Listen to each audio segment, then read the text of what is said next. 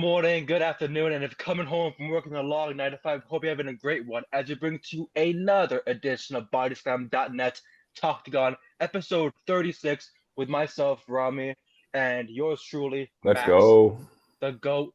What a weekend it was. Madison Square Garden, one of the greatest arenas in the world, hmm centered host to UFC 322, where we got two big championship bouts that could have transcended, the divisions, transcended a lot of different things of the Yeah, storylines that we've huge. been witnessing through this division. And then we had a bunch of other fights to contend to see who's next in line for the Welterweight Championship, who's next in line for the Strawweight Championship, for the Flyweight Championship, for many, many titles up in the hmm UFC. Such a fun time, such a great time. Max, my friend, how was your weekend? How was it spent watching the fights, and what else did you do? Yeah, it was an amazing card, and we had high expectations going in, and for the most part, I feel like it lived up to the hype. It was like maybe slowed down a little at the end, but for how many crazy knockouts we had and crazy performances, I was definitely happy. We saw some crazy upsets, some maybe some underperformances, but all around it was a great weekend, and I always love it when these hyped up cards are actually live up to expectations somewhat. Where we're a little disappointed in the last pay per view. We saw the eye poke incident, so it's good to have one where it's no fouls, just straight up MMA, and actually give us some a card that's actually lives up to the hype. The amount of knockouts was crazy at one point. I thought there might be just knockouts all the way through. Without a freaking doubt, and it was so good to be able to finally get a much different card, and especially after last month, as you said, we got a disqualification finish. Yeah. We really didn't have a lot of to talk about in regards to what's next for that division. It was more so hmm we're stalled here. Yeah. It's Restart. it's a train wreck. We have to find things out. With speaking of that heavyweight title fight, I would love for them to find a way to work that out for December if Tom is able to go. Yeah, I Because know. What's up we with the eye? I don't know. we do have two title fights there, but as much as I love these two title fights, there's one fight I believe should be the main event and one fight that should be the co-main event, and it reverses the fights as we see them. For example, as much as I like Merab Dvalishvili really versus Petr Yan, and as much as Merab Dvalishvili really has elevated himself, with this division and whatnot, I feel like hmm seeing this fight and seeing the result that we may see, which is a lot of wrestling for 5 rounds straight and a lot of smothering, I feel Yeah. like we'll piss off a lot of fans and piss off a lot of people being like, oh, we tuned in for this big bloody, grueling main event, and then all we got was like 5 rounds of wrestling. I'm not Yeah. comparing that to like Islam Makhachev from what we saw this past weekend, but you're getting the final card of the year. We're getting the final ESPN pay-per-view Yeah. card of That's the a good year. point, This is actually. this is the final one. They have to go all out. They have to Bro, go good guns riddance, blazing. honestly. I'm happy to leave. I'm more than happy to leave. It's so annoying. ESPN Unlimited isn't bad nowadays. Like hmm how they updated this app and whatnot. But it's the fact that when you get to the pay-per-view, there's so much bugging. Even when you do purchase a Yeah, pay-per-view, you don't. exactly. There's there's so much bugging going on. Like for example, there's a lot of people who said that they dealt with ESPN Plus messing up for them the pay-per-view wise for the main card opener. Yeah, and it's Could like you fucking $90 basically. I'm like, come on, guys. $90 and I missed out on a 14-second knockout of Benoit Saint Denis and Benil Darush. Like Yeah, you can't you can't tell me otherwise how much BS that is. for real, Besides, bro. it's like For real. body slam. But like Yeah, what do you call it? it's like, come on. Um, but we've seen so, but like I'm saying, like if they can add, in my opinion, Pantoja versus Van is a is a much better main event I feel to add because Joshua Van is a very new opponent. He's a very new ranking. He's up and coming and he's hmm dominated the scene. We saw what he did with Brandon Royval. Alejandro Pantoja, the cannibal himself, has Yep. not been able to be beaten. Yeah. He's ran through everybody. He's made everybody fear his wrestling. And as soon as he takes it to the ground, he's not going to stall there. He's going to go to the side control, land those vicious elbows, and then try to choke you out. So I feel like that's a much more worthy main event. But if you had to do Pantoja and Van, and then Marab Wallace Rowley and Jan, you might as well do Tom Aspinall and Serial Gone. You might as well put all three title fights right there, right then, set Uh, it up there. with the bang. Because January, people could be like, oh, but why not wait till January for that? In January, we've always had a middleweight or welterweight title fight in those works. Last year and the year before that, we had Sean Strickland, we had Duplessis, we had Izzy Adesanya, like those types of situations. We need to keep that going. And we need to get Hamza Chimaev opponent. Hamza Chimaev versus, like, I don't know who you can really put him against right now, because it's like, we're working on who's injured and who's not injured and who wants to kill him and who doesn't want to kill him. Because there's gonna be people like Sean At this rate, have Islam fight him. Fuck it. Might as well. Islam can move up the weight class. Like like a month, he can just eat up like 10 steaks and then boom, Coca-Cola and hamburger. You know what I mean? Like, go right ahead, brother. Like, I love that video. And I just want to give a shout out to Khabib. What a workhorse he is. And also shout out to his late father, because he promised, he told everybody, Khabib will be champion, he'll dominate, and the next up in line will be Islam. Yeah, exactly. And when Khabib retired, everyone was like, oh, Islam's up next. Let's see what happens with him. He killed Dan Hooker, and then he went on to murder and massacre every person in his path. I put this tweet out that I'll mention again later on. I put a tweet out during the fight. I don't really like to tweet a lot during fights, because the second you look down and you look back up, like, something, boom, knockout happens. Someone's sleeping. Exactly. But I put that Islam Makhachev is a chameleon. He adapts to any fighter, any style, any type of stuff. Dustin Poirier is a fighter that can go striking, and he can literally lock you into a guillotine and probably put you to sleep. Islam matched that style, and in the last round put him to sleep instead.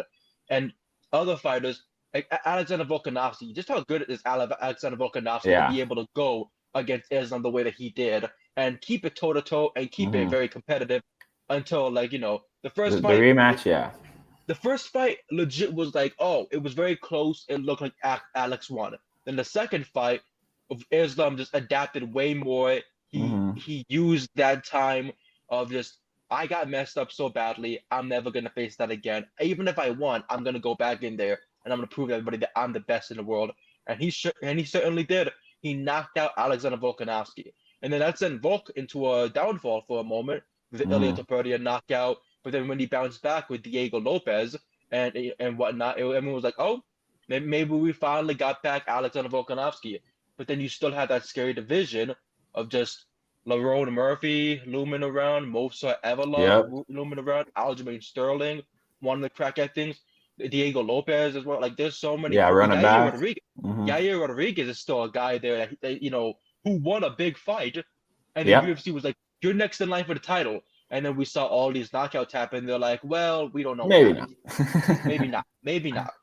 But heading back into this New York card, UFC in Madison Square Garden in New York City, November 15th.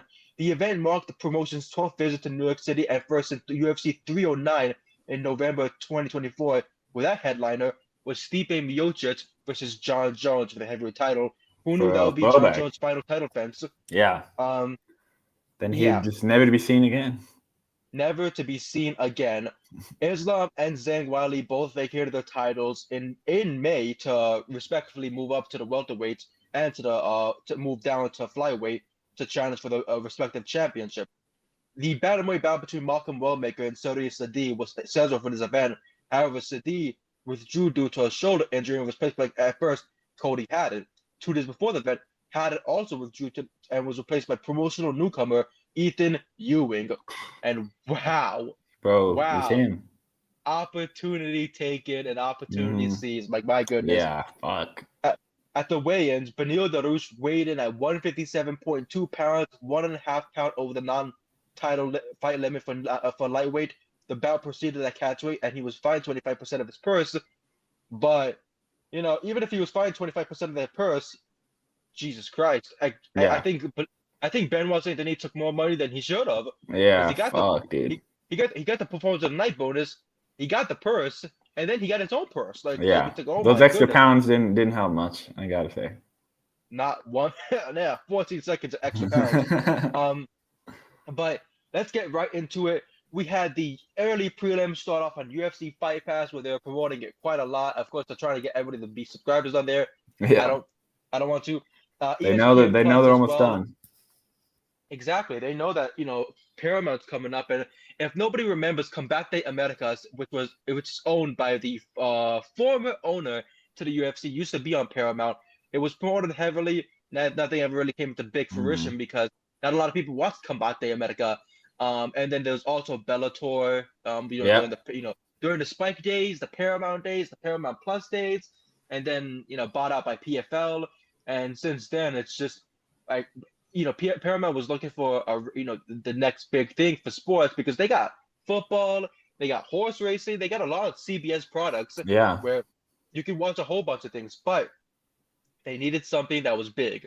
HBO lost out on boxing, so Paramount decided and Viacom decided we're going to be going after mixed martial arts. I'm going to go for the biggest company in the world, and that's the UFC. Bro, and that deal is huge. And free pay-per-views every month. All you gotta do is just pay your subscription, and bam, you get free pay-per-views every month.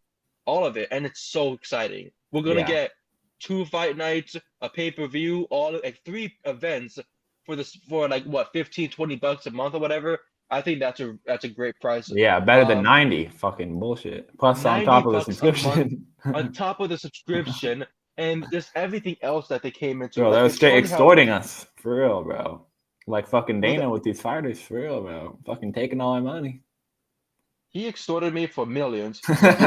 So at this point, rot in hell, Dana. But no, but like it's just a crazy world that we live in and whatnot. Where they're not gonna let me go. Yeah, it was like what, $8 billion deal? That shit's crazy. Yeah, $8 billion deal.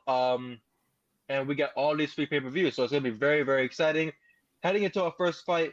Of course, we went against each other. I actually thought I made a mistake. Okay, so when this fight was happening, and so it was Varashalayev, Borshev against Mateus Camillo. At first, when I was watching this fight, when I saw the first round end up, I was like, man, Borshev is not doing well. That's not gonna go well with my picks. And I looked at my phone. And I saw I picked Camillo, and I was like, I know, I thought you did too, but then I was like, fuck, dude, he didn't. Fuck. I was like, oh my God. So I was like, God bless America. Real, bro. That ended up being good. What a weird fight it was, because they mentioned that Bordasev had knee pad, he had his knees wrapped with these knee pads and whatnot. But the big story coming out of the first and second round from the UFC commentary, minus trying to commentate the fight, was, is he injured? Is he injured? Like a whole time they were asking if he was injured. And really, it begs the question, was he injured? Because he kept getting taken down so easily. He got taken down easily more than anything. If he would have kept things standing and kept going for those body strikes like he was going for in between the second and third round, there could have been a lot of good things going his way. But Mateus Camillo picks it up with takedowns. He got the back. He got some strikes in there. It was a weird fight to where at the end of the fight, you really didn't know who was going to win.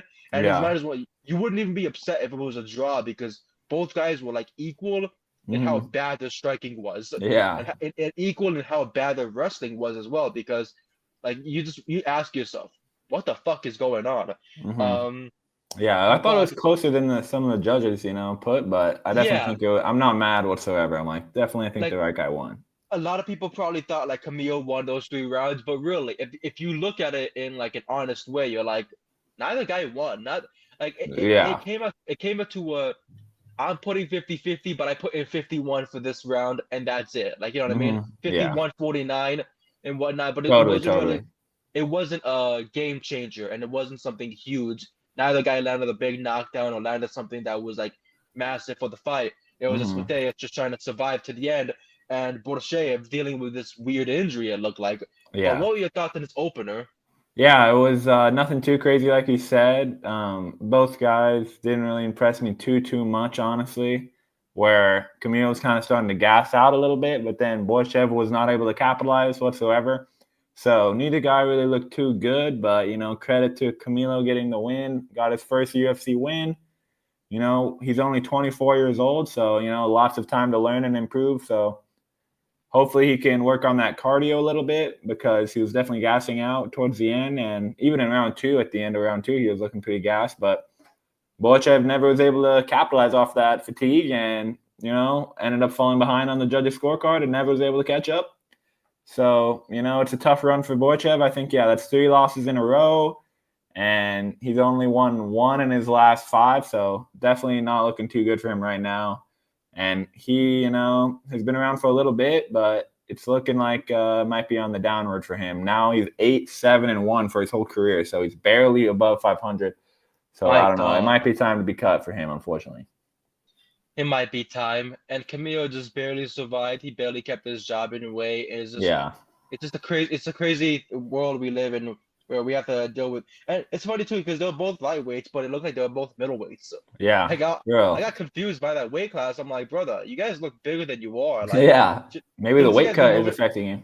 Maybe the weight cut is really affecting Bordeaux. Watch, we're gonna see him go to like Russia or some other freaking fighting regional center at light heavyweight, and all of a sudden he's a beast. And we're like, what happened to Bulk you? the fuck up.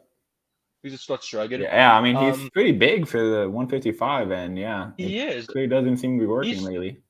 Way too big, actually. I was like, oh, brother, what's going on here?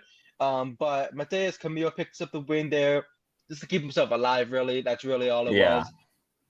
It wasn't the fight that you want to start New York off with, but the rest of the card definitely did pick up a lot of good heats up in this next one. Yeah. Basargur Sosirkayev, who we witnessed win the Dana White Contender Series a couple months ago. Yeah. In the same week was UFC in Chicago. I forgot what pay-per-view name that was. But it was Hamza Chimaev against Duplessis, and we were gonna witness history. And so was Basargur Sosirkayev because he told the UFC we need to get me on this card. They got him on a card against Eric Nolan. And he got a submission in the 3rd round. And it's funny, they put him against Eric McConaughey. I'm like, my God, like, what's with him and Eric's? But they mentioned McConaughey and his story, and it was very beautiful, but it was also kind of funny too, because they mentioned like, he used to be a running back in Georgia. He fell out of it. His friend invited him to a jiu-jitsu class. As much as he liked it, it fizzled out for him. He went down like a depressive route. I'm not saying that part's funny.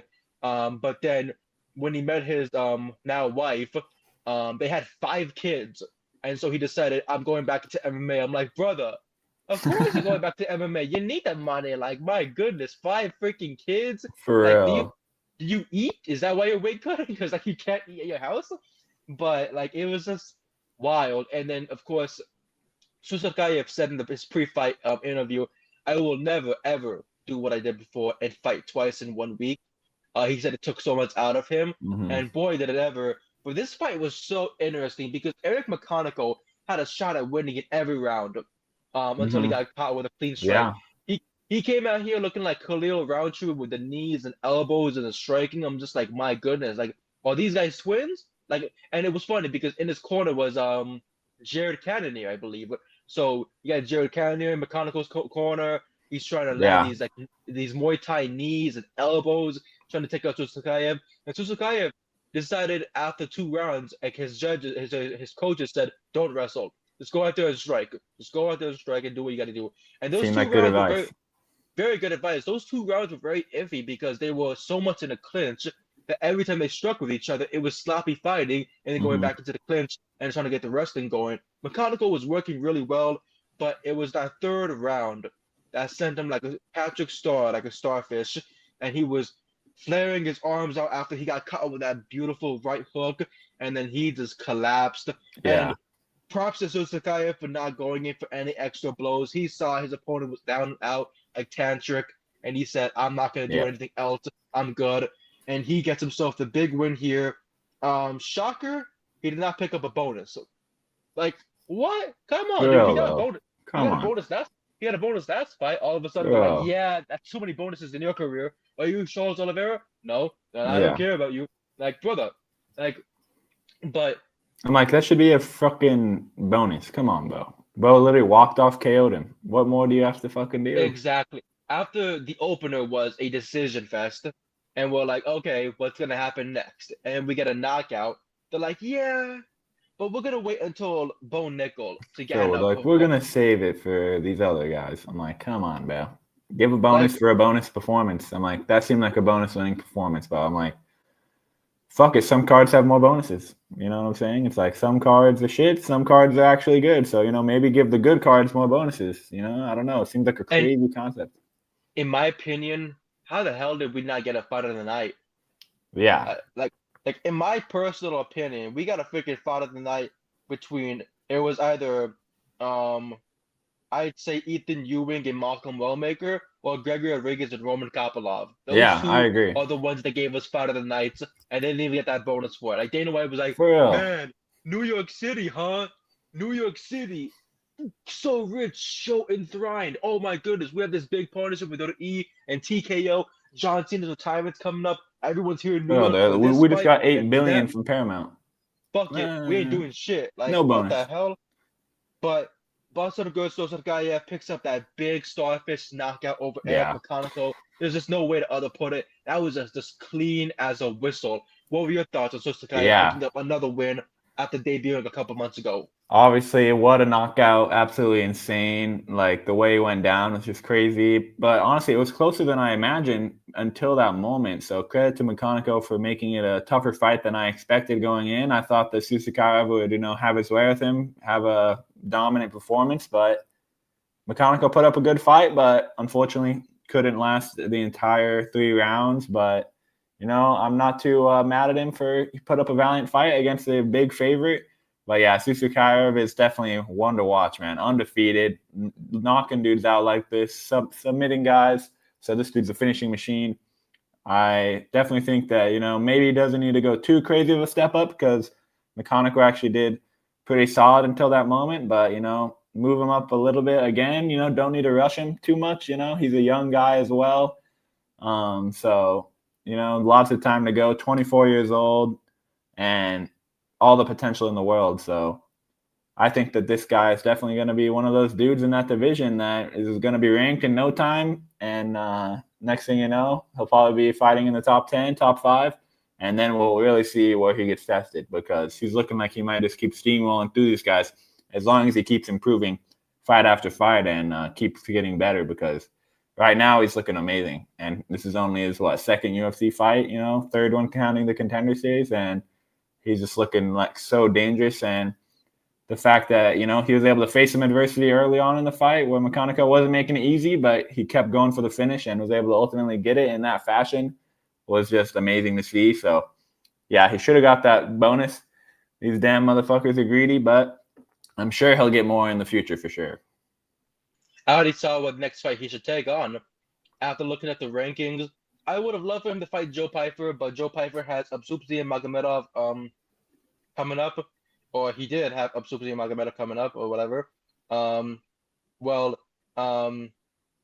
do you call it? Marvin Vettori, he might be on like a little bit of a skid right now. That could be a fun fight to happen. That's a good point. There's one fight that I think should happen. Susakayev should fight Jared Cannonier, who was in McConnell's corner. He's the number 10 ranked right now, tied up with MVP. But you have that fight happen, and boom, it's a perfect opener for Susakayev. Yeah, that'd be a big step up for real. But with how he's looking. Exactly. Fighting a guy, especially who can go to 3 rounds, who can go to 5 rounds like Jared Cannonier, Susakayev gets that big step up, gets himself like a co-main or even main event slot. Honestly, because you could put him in a main event fight night right now, and he'll definitely put his all into it. But the thing that needs to be worked on the most is I love how much he's dedicating himself to. If it's the final round, I'm gonna go for the finish. You don't want to be in those 5-round fights where for 3 rounds you're trying to find a way to wrestle, find a way to take your opponent down. 4th round comes, you're feeling a big ass, and the 5th round comes, and you're just trying to survive. So I feel like for a fighter who always ends fights in the 1st round, he needs to start finding ways to, technicalize that, find a way to strategize that to be able to get these 1st round finishes once again, because he's a very young and strong competitor. Yeah. It's just about how he handles these game plans. But other than that, Susakayev is just impressing everybody so much, impressing us so freaking much. So I'm very, very excited to see what happens next, and I cannot wait to see him fight. Well, who he fights next? Could be January. Maybe Hamza Chimaev fights on that card, and then he gets himself on that card too. I'd like for him to be in the co-main event slot against Jared Cannonier, or even opening up a pay-per-view against Cannonier himself. I think that would be really fun. Yeah, that would be a banger.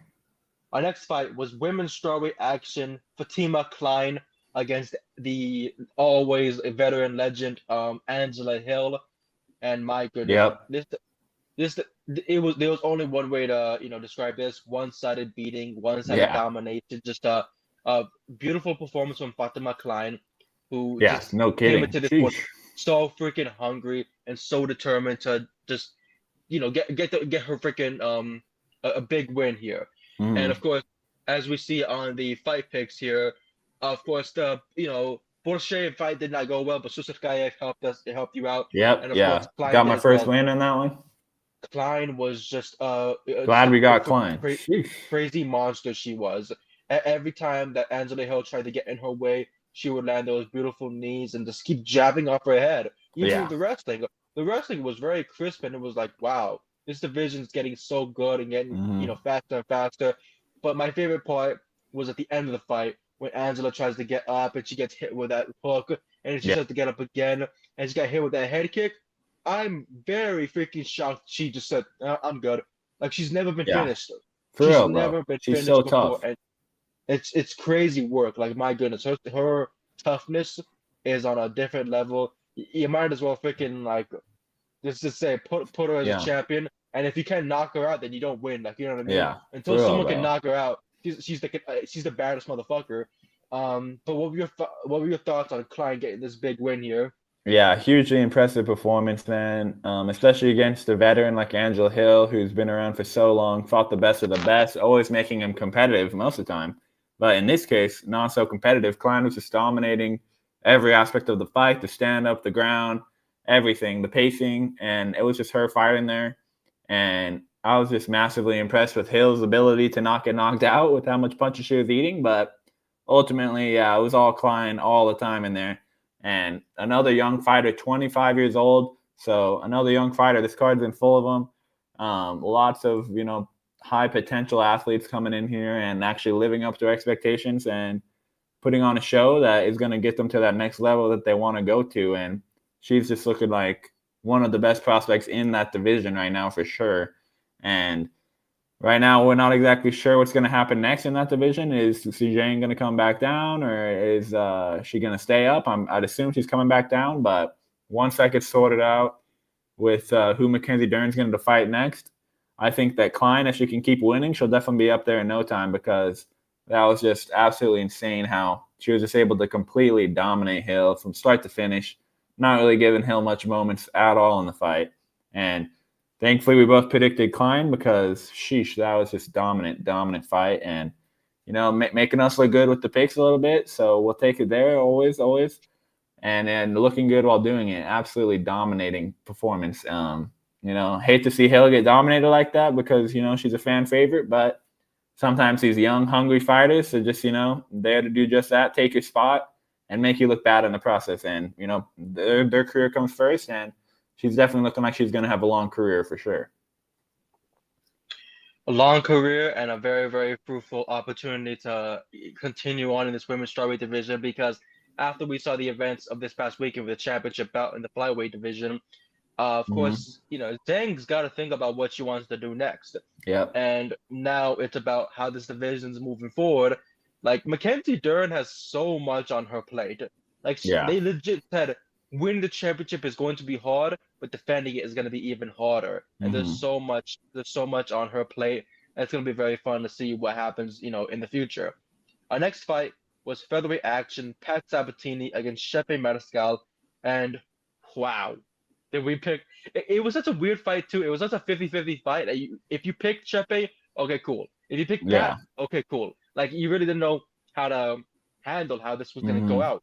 And my favorite part was just how chaotic everything got. Like at one point I thought like, maybe Chepe would have something good happening for him, but Pat Sabatini's wrestling was just so freaking crisp. But Yeah. like that everything about his work that on Saturday night was so much fun. And plus this is a fighter that's on now a 3-fight winning streak.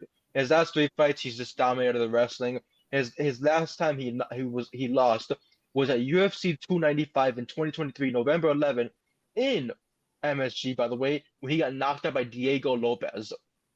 He Yeah. got knocked out by Diego Lopez. Prior to that, he was knocked out by Damon Jackson.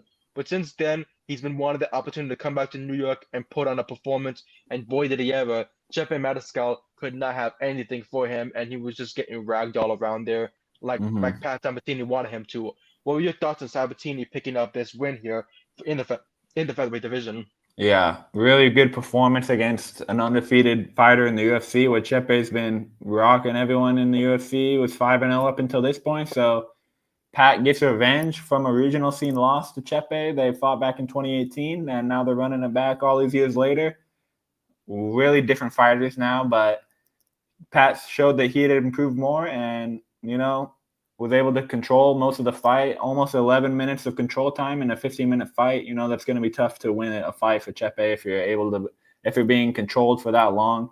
It wasn't the craziest in terms of damage for a fight, but, still, at least they made it somewhat entertaining with some of the scrambles. So I wasn't too mad, but yeah, really solid performance from Sabatini. He definitely is looking good now. Ever since that knockout loss to Diego Lopez, like you were saying, he's on that 3 fights winning streak. So definitely looking good right now. He's definitely not the youngest guy, so 35 years old. So he's got to keep the streak going and, try to get as high as he can before he, ages out of the sport. But, beating someone like Chepe in dominant fashion like that is definitely going to do you a lot of good in the rankings, getting closer to the rankings.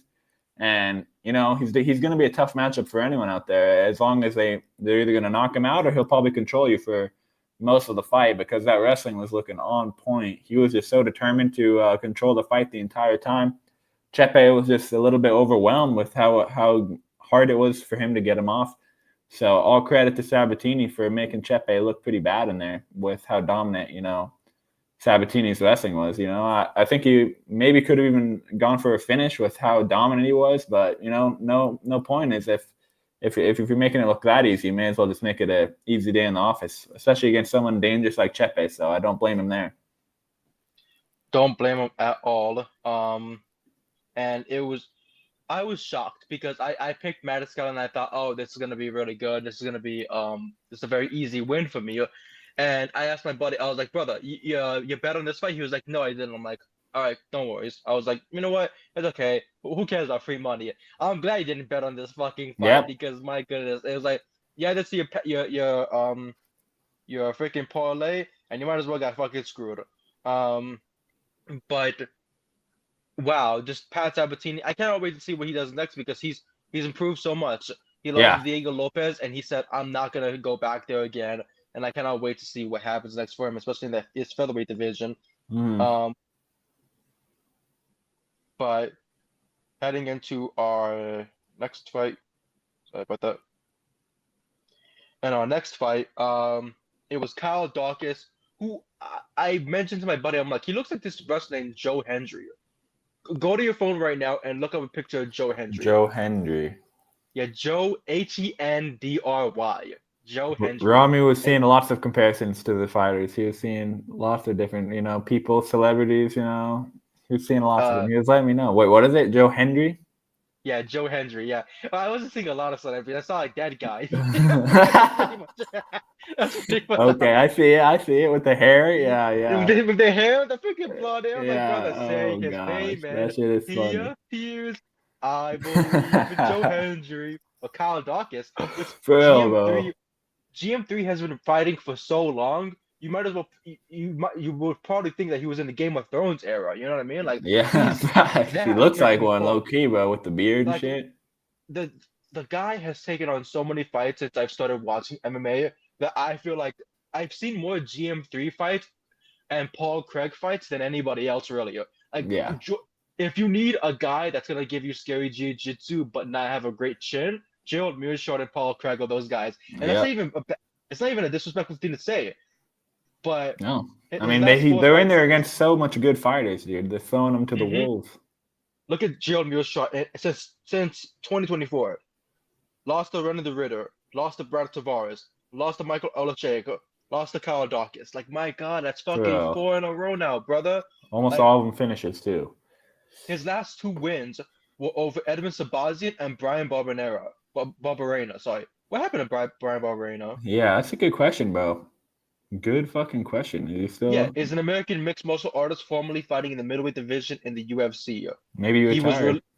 He was He was released from the UFC on March 21st, 2024, and has not fought since then. He lost 4 fights in a row: Rafael dos Anjos, Gunnar Nelson, Mahmoud Marayev, and Gerald Meerschaert. I wonder if we're going to see the same from Meerschaert, because it's not looking good lately for him. But, you know, Yeah. he's kind of had those streaks before, and then he'll get a crazy upset win. So you never know with him. You never know. But Kyle Dawkins is so great. And what's even crazier is to be able to get his opponent's back in 50 seconds flat and just choke him out like that. Crazy work. That Bravo choke is just always so freaking intense. Bravo choke is just so always intense to look at. But what's also intense is how Dana White hates his fires, because you get a 50-second knockout, 50-second submission, and they're like, yeah, not Bo good Nickal's fighting soon. Bo Nickel is fighting soon, guys. Like, come on, Bo Nickel, guys. Like, the only performances of the night went to Bo Nickel, Benoit Saint-Denis, Carlos Prates, Michael Morales. Which is valid, but I'm like, everyone else should also be getting a bonus too, because I'm like, bro, 50 seconds, you don't get a bonus after a 50-second finish? Come on. Like, here's the thing too about these these fights and these like results, is that usually we'll have performance of the night knockout, performance of the night submission. Where's the submissions? Like, we're getting knockouts, yeah, but submissions. Aaron Blanchfield later on in the night we'll talk later on in the night. Yeah, that was crazy. You know, overcame a lot and got that big choke. No bonus. Kyle Dawkins in 50 seconds chokes out Gerald Meerschaert. No bonus. Nothing whatsoever. Not bonus worthy. Sorry, bro. Bullshit. But what are your thoughts on Kyle Dawkins putting out Gerald Meerschaert to keep himself up? Yeah, I definitely expected him to win, but I don't know if I expected that, because that was just so quick. No, I don't even think Meerschaert was able to land anything or do anything really before he was getting dropped and then finished. So nothing much more we could say other than way to go, Kyle Dawkins. That is how you handle business in the octagon. In and out quickly, get paid, should have got a bonus, but at least you can fight again very soon. Took no damage whatsoever. So, Kyle Dawkins is one of those dudes who was, coming in the UFC originally, kind of had a mixed bag, but he came back into the UFC in 2025 after he was cut in 2022. And then ever since, he's 2-0 now with 2 finishes, both under 50 seconds. The first one back, he had a round 1 knockout over Michel Pereira in 43 seconds. Yo, what's good? And do we know that? And it's like, I don't know why I said that. I was like, do we know them? And this dude is gonna just, depending on the matchups, I'm like, Meerschaert is a big downgrade in my opinion from Pereira. So I'm like, the fact that he was able to destroy Pereira like that, easy work in 43 seconds, and now he's doing this in 50. It's like, bro, give this guy another step up, because right now he's looking like he's just gonna keep finishing these lower level guys, because he kind of got a step down with the Meerschaert, but can only fight who's in front of you. So great performance from Dawkins, man. Great performance from Dawkins. I almost kicked my tripod down. I was like, I'm getting too hot in here, because it feels like the weather might be getting warm outside. So I'm like, the Tony Soprano jacket's off. I gotta take off my freaking Tony Soprano robe. Hey, where's the freaking gabagool? But other than that, we are seeing a lot of improvement. We saw a lot of improvements from Kyle Dawkins, Joe Hendry himself, and so I'm I'm very excited to see how quick he can turn things around, because a 50-second knockout, man. Come on, man. Get him on next month's card. Get him. Yeah, fuck it, bro. But let him fight a doctor right this weekend or whatever, because these guys are just so prepared for anything. He keeps his weight down and whatnot. It's not like Armin Tsarukyan where he eats all these extravagant meals and all these different meats and chocolates and sweets. Like, Armin Tsarukyan is a hungry man. Yeah, for real. That build is wild. I remember one time I saw Armin Tsarukyan after one of his fights. He had a whole box of In-N-Out burgers, a double-doubles, 6 double-doubles, and 3 animal style fries. I'm like, brother, sheesh, making me hungry. I could barely eat 2 of those, and I'm like, okay, I'm dead. But eating 6 of those, my God, that's a big man. For real though, I'm like, give me the 3x3, and that's about it. My pastas had that recently, and they were like, I'm fucking dead. I'm like, I bet you are, man. Those shits are freaking crazy. For real, bro. Shout out to In-N-Out. I've never done it. I've never done a 3x3. Maybe I'll do it like for my birthday next year or not. Like give myself a heart attack. But like other than that, it's great. after a workout, you've earned it. Exactly. But our next fight, I'm so glad we lost this fight because we had this such Yes, a great, bro. great fight to watch. I was not even mad, exactly, bro. This shit was fucking crazy. It was so good. So up and come new promotional newcomer, Ethan Ewing stepping in on short notice. He just won the title last Saturday night, and legit said, "I'm ready. I'll fight." 48 hours, fuck it. Malcolm Willmaker, I'll take him on. It doesn't matter. And Malcolm is such a amazing fighter. Like he's so young. He's such an amazing fighter, and like his style was completely compromised. Ethan Ewing has been studying this man nonstop. I don't think Ethan got any freaking sleep whatsoever. He's been studying Malcolm Wellmaker ever since the fight got announced. He's just been making sure. And every time that Wellmaker tried to use the head movement, Ethan would just step in and use that jab. Like he wouldn't let him get a single break in that. The head kick that busted open his eyebrow. Just everything that he was doing in the fight. Ewing. The last time that somebody saw a Ewing do this was Patrick Ewing back in the 90s. Fuck. We should have seen this coming. Knicks. Like in Madison Square Garden, come on, fuck. When I saw his name, when I saw his name, I was like, huh, is he? And then I saw a white guy come up. I'm like, oh, okay. You're like maybe a distant relative. Well, distant relative would be crazy enough to say because once I saw Ethan Ewing, and I mean this respect, no. I don't mean it. No, not respect. Once I saw the way that he looked, I immediately texted Sav Jelly, and you as well. I immediately messaged you guys and said, "Why does Ethan Ewing look like Charlie Kirk?" Like, it legit. Like you cannot take it away I now. could see it, bro. Side by side, they look the same. It's like faked his death, became a UFC fighter. Like, what the fuck is going on? Grew out the beard, thought no one would notice. Oh my god, I was crying so hard. Every time I saw him, I was like, my god, why is Charlie Cook doing this? Oh my god. Bro, what a performance though. He's him. Wonderful performance. Ethan Ewing is him, yes. Bro, what the fuck? What a great night for him. Like you step inside the New York lights, the big spotlight's right on you. You got to capitalize on this moment. Bro, it's a huge favorite. Like Wellmaker's been knocking dudes out cold, like ever since he's been in the UFC for the last few fights. And wow, Ewing was like, I'm not gonna go with that. I'm gonna do my own thing. I'm not scared of the power. I'm just gonna fight my own fight. And it clearly was effective because Wellmaker was just not able to get his rhythm going. He was getting pieced up. That head movement was not very effective. I'm like, move your feet, bro. You're moving right into the punches. But for real, bro, I'm like, Ewing was just on point. So I'm like, some people are calling it a fraud check. I don't know what you think about that. But I'm like, I think Ewing might just be that good because I'm like, it's not like he always get those fighters that come in. We always get those fighters that come in and are like, oh my God, they're so good. They're so great.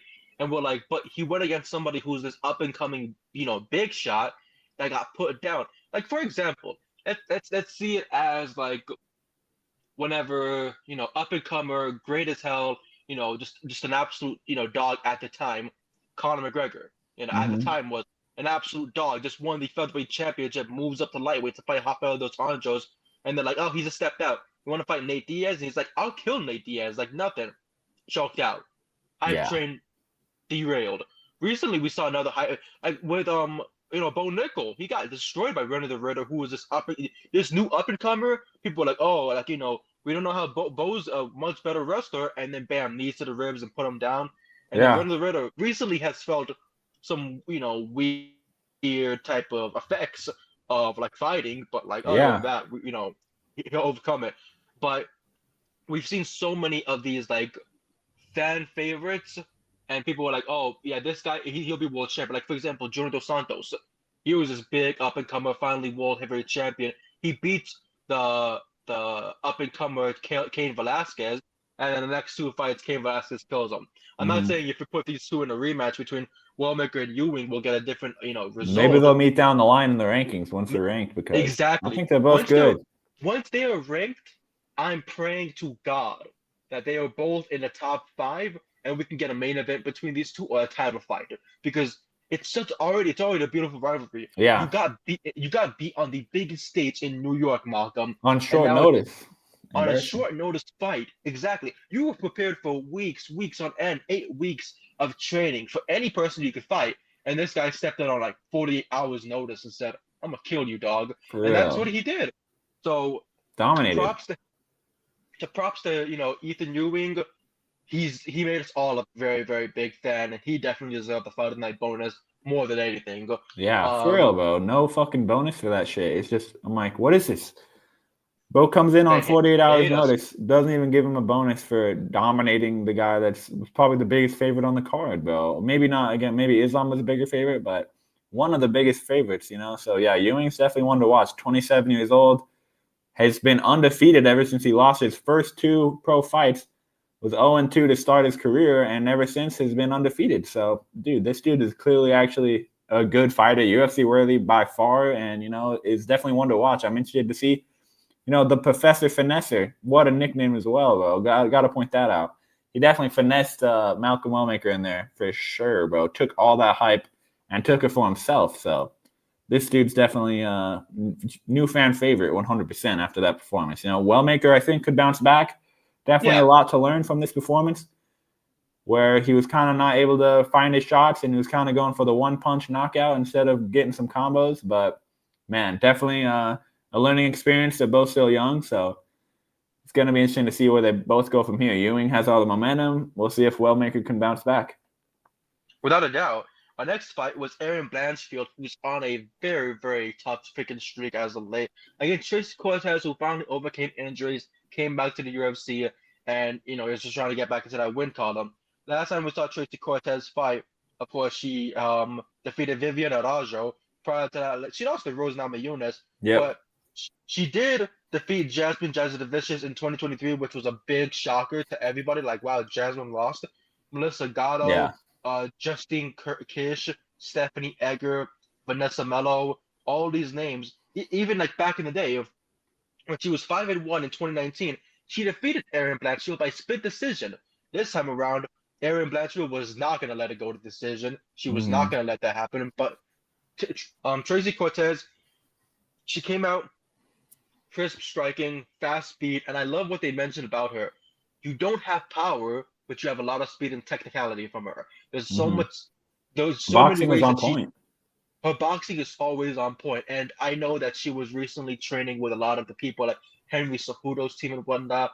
Good friend of mine, Dylan Rush. I've seen, of course, his footage and everything from the archives of, Tracy Cortez getting prepared to step into against Aaron Blanchard. A lot of people tried to diss on Cortez earlier this week or last week because she was like, oh, I didn't know that Islam was fighting in the main event.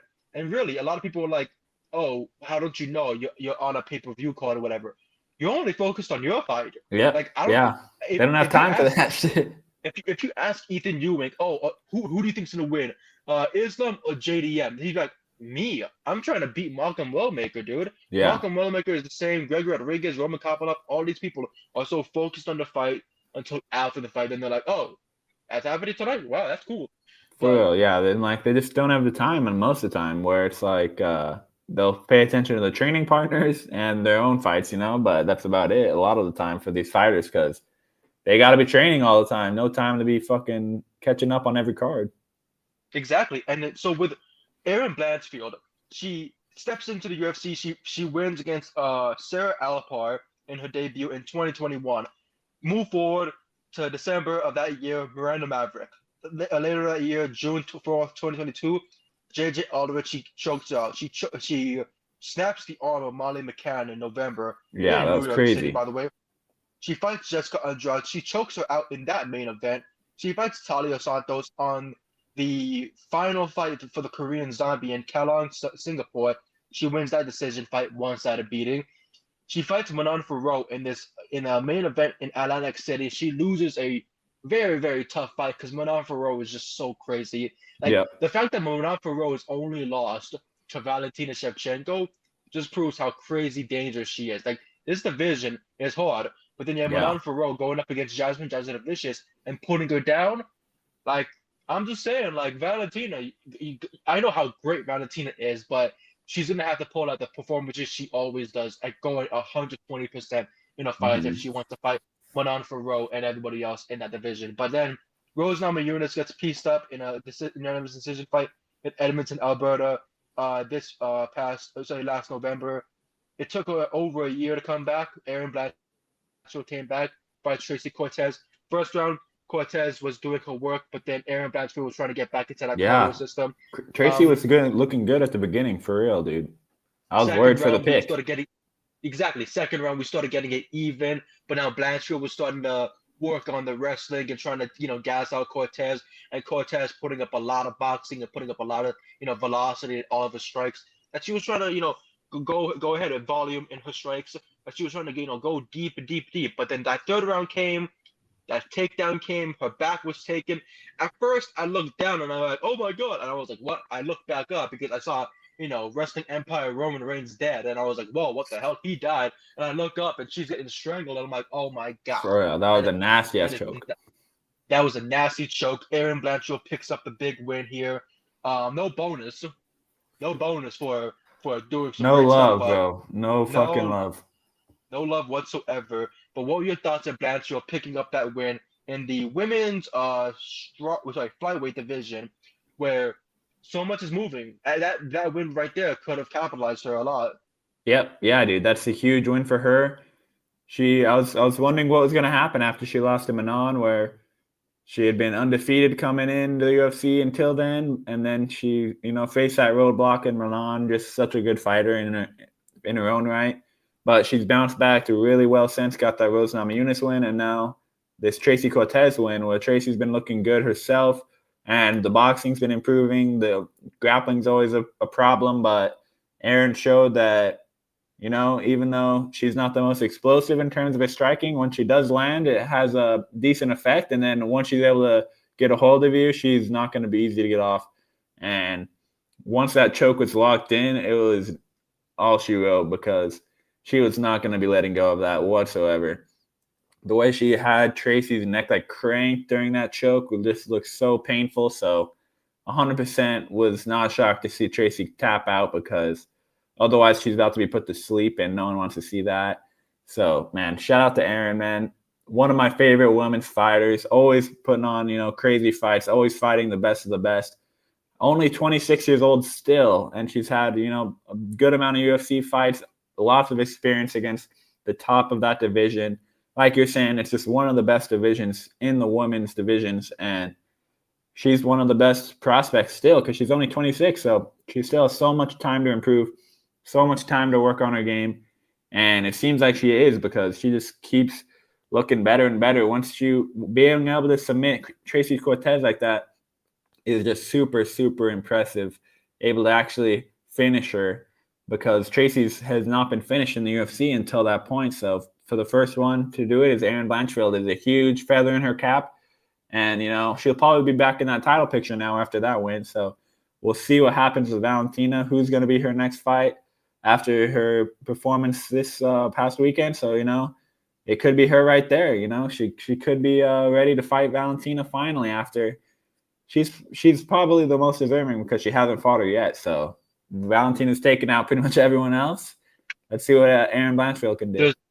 There's one name as well in that division, Natalia Silva. Yeah, very true. And she's a little bit more of a fan-friendly style, where she Yeah, has some crazy ass kicks. So those two crazy kicks and so are fast her. with striking. Yeah.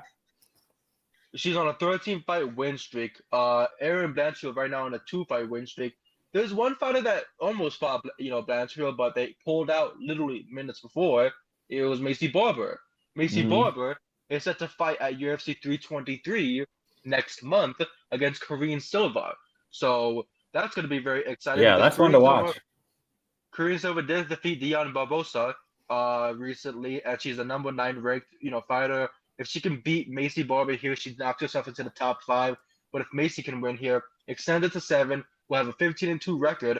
Well, and it's so funny too, because she'll have a 15-2 record better than Blanchfield's, because Blanchfield's 14-2 right now. Yeah. Like it's crazy how they're both so equal in this. But Natalia Silva, she definitely deserves to be next in line. I believe Valentina did point at her after on Saturday night and everything. Yeah, she was looking hype Um, about it. the next fight, I think they should honestly book next fight should be, of course, Valentina and Silva, but then afterwards, Valentina and the winner of potentially either Manon Farrow, Erin Blanchfield, or Macy Barber. One of Yeah, those three women I like it. have to be next in line for the title. And if you got to put them in a triple threat match like the other Eve, freaking Okay. put it right there. Put it right there. Let's see who escapes cage first, and let's go. But after that fight, we got ourselves a candidate for fight of the night. Didn't get it, but candidate for fight of the night. Yeah. Gregory Rodriguez RoboCop against Roman Kopylov. Ben Askren and Chase Hooper's long lost cousin. Yeah, for real. The Russian one. And the Russian. By the way, thank you so much to the 914 people watching right now. That is insane. That is insane to see right now. It's a very big Monday. Everybody's just so in tune, whether it's professional wrestling, whether it's the aftermath of New York City having this great UFC card. And New York City is still popping off because tonight's Monday Night Raw at MSG, and the tomorrow night still at the theater in MSG will be NXT. So it's just a lot of good New York's wrestling, a good place to be right now. Exactly. They're really treating this like, hell yeah, we got this, because of course Thanksgiving's coming up. There's so much vacation and so much travel that's going to be happening. So for now, people are just, enjoying themselves and enjoying the free time that they have before the world goes back to even crazier shit. But crazy shit is what Gregory Rodriguez is all about. I remember that one time we got a unibrow split open, and it looked like a that was nasty though. Like a gaped asshole. And Dana's ass is like, let me post this on my fucking story. I'm like, I really want to see that, bro. God. Like, oh no, bro, I don't want to fucking see that. Bro, I'm like, oh god, bro. Always be doing Rodriguez that shit. continues to get better, and it's so crazy and scary because my god, this guy, his elbows vicious, his head kicks vicious. The way that he can look tired and still get in there and land these beautiful knees to the body and try to take out Kopylov. Kopylov went from being this, like, I'm next up in line, I'm a big contender. Then he fought Paulo Costa, and now things are looking a little bit iffy for him. Mm-hmm. But what were your thoughts on Gregory Rodriguez picking up this big win here? Yeah, huge win for him. We've seen him have some ups and downs. We've seen him be finished, but then he comes back and gets the finishes right back. So he's always a fan favorite. He's going to be going for the finish, or, maybe he'll get finished. In this case, despite his best effort, it did go to the decision, but I think that's more on the toughness of Roman. They both are scrapping hard, throwing bombs the entire time. I thought there was going to be a finish for sure after that first round with how hard they're throwing, but it wasn't to be this time around, but still a really, really good win for Gregory Rodriguez, RoboCop. A fan favorite, and he's always going to be in there in the fun fight, throwing bombs, and this time was no different, although this time it was just no finish, but it just goes to show that Roman is a tough outing in there, and he's was able to handle the power better than a lot of other guys, that is for sure, because we've seen a lot of guys just be put this absolute sleep in there at RoboCop. But I thought that this was a good opportunity to show that RoboCop, can go all 3 rounds pretty relatively okay, even though he looks a little gassed, his power is still there throughout the entire fight. So, huge performance, and it always helps that we predicted him as well. So we're looking good there. I was trying to catch up, but the first fight really threw me back. Trying to play catch up here, but we had a lot of similar picks on this prelims besides that first one. But, credit to RoboCop and credit to Kopylov for hanging in there tough. But yeah, like you're saying, he's on a little bit of a downward after losing to Paulo and now this loss. It seems like maybe if he gets to step up, he's just not quite ready. We've seen him lose to Fluffy Hernandez, who's another top contender. So these top guys in that division just seem to have one up on him. So I don't know if he'll ever be able to get past that hump. He is, I believe, like in his 30s. How old is he? Let me see. So yeah, he's 34. So, it might be time he's running out for Roman Kopylov. He's actually somehow younger than freaking RoboCop, even though RoboCop looks about 50. RoboCop's only 33, so maybe he still has a title run up in his sleeve, dude. You never know, because with him, he could either knock you out or he could submit you. So it could go either way. He might be knocked out, but that's so bad. Yeah, for real, bro. The pure size on him. both these guys look like fucking heavyweights in there. And I'm like, how the fuck is this at middleweight? They're both so big, and especially Robocop. He's just an absolute unit for that division. So, he's always fun to watch, and, love to see him win, especially when we pick him. So we'll always take that. For sure. Another thing, Walter Walker should just drop down from heavyweight to middleweight and fight Hamza Chimaev. I think that would be a Bro, we crazy need someone fight to be able to get. wrestle these guys, for real. Exactly. But next up, fight about wrestling, but really wasn't wrestling at all. Rodolfo Vieira, who is known as the Black Belt Killer, against Bo Nickel. And from what we saw here, Bo's improved a lot. Yeah. Bo is definitely, getting a little bit better. And now we witnessed him. Like, it's so funny too, because I remember a few years ago he went against if I can go back and see that record, he went against Val Woodburn at UFC 290 in Vegas, and he knocked him out in 38 seconds because he just kept stepping in and doing this like crazy wild hooks and just got Val out there. Next fight, he submitted Cody Brundage, and he beat by a one-sided beating Paul Craig. People are like, all right, he can go to distance. What happens in his next fight? Run of the Ritter shut him down, and then that was this past May. Many were wondering, oh, what's going to happen next for Bo Nickel? Will he do anything good?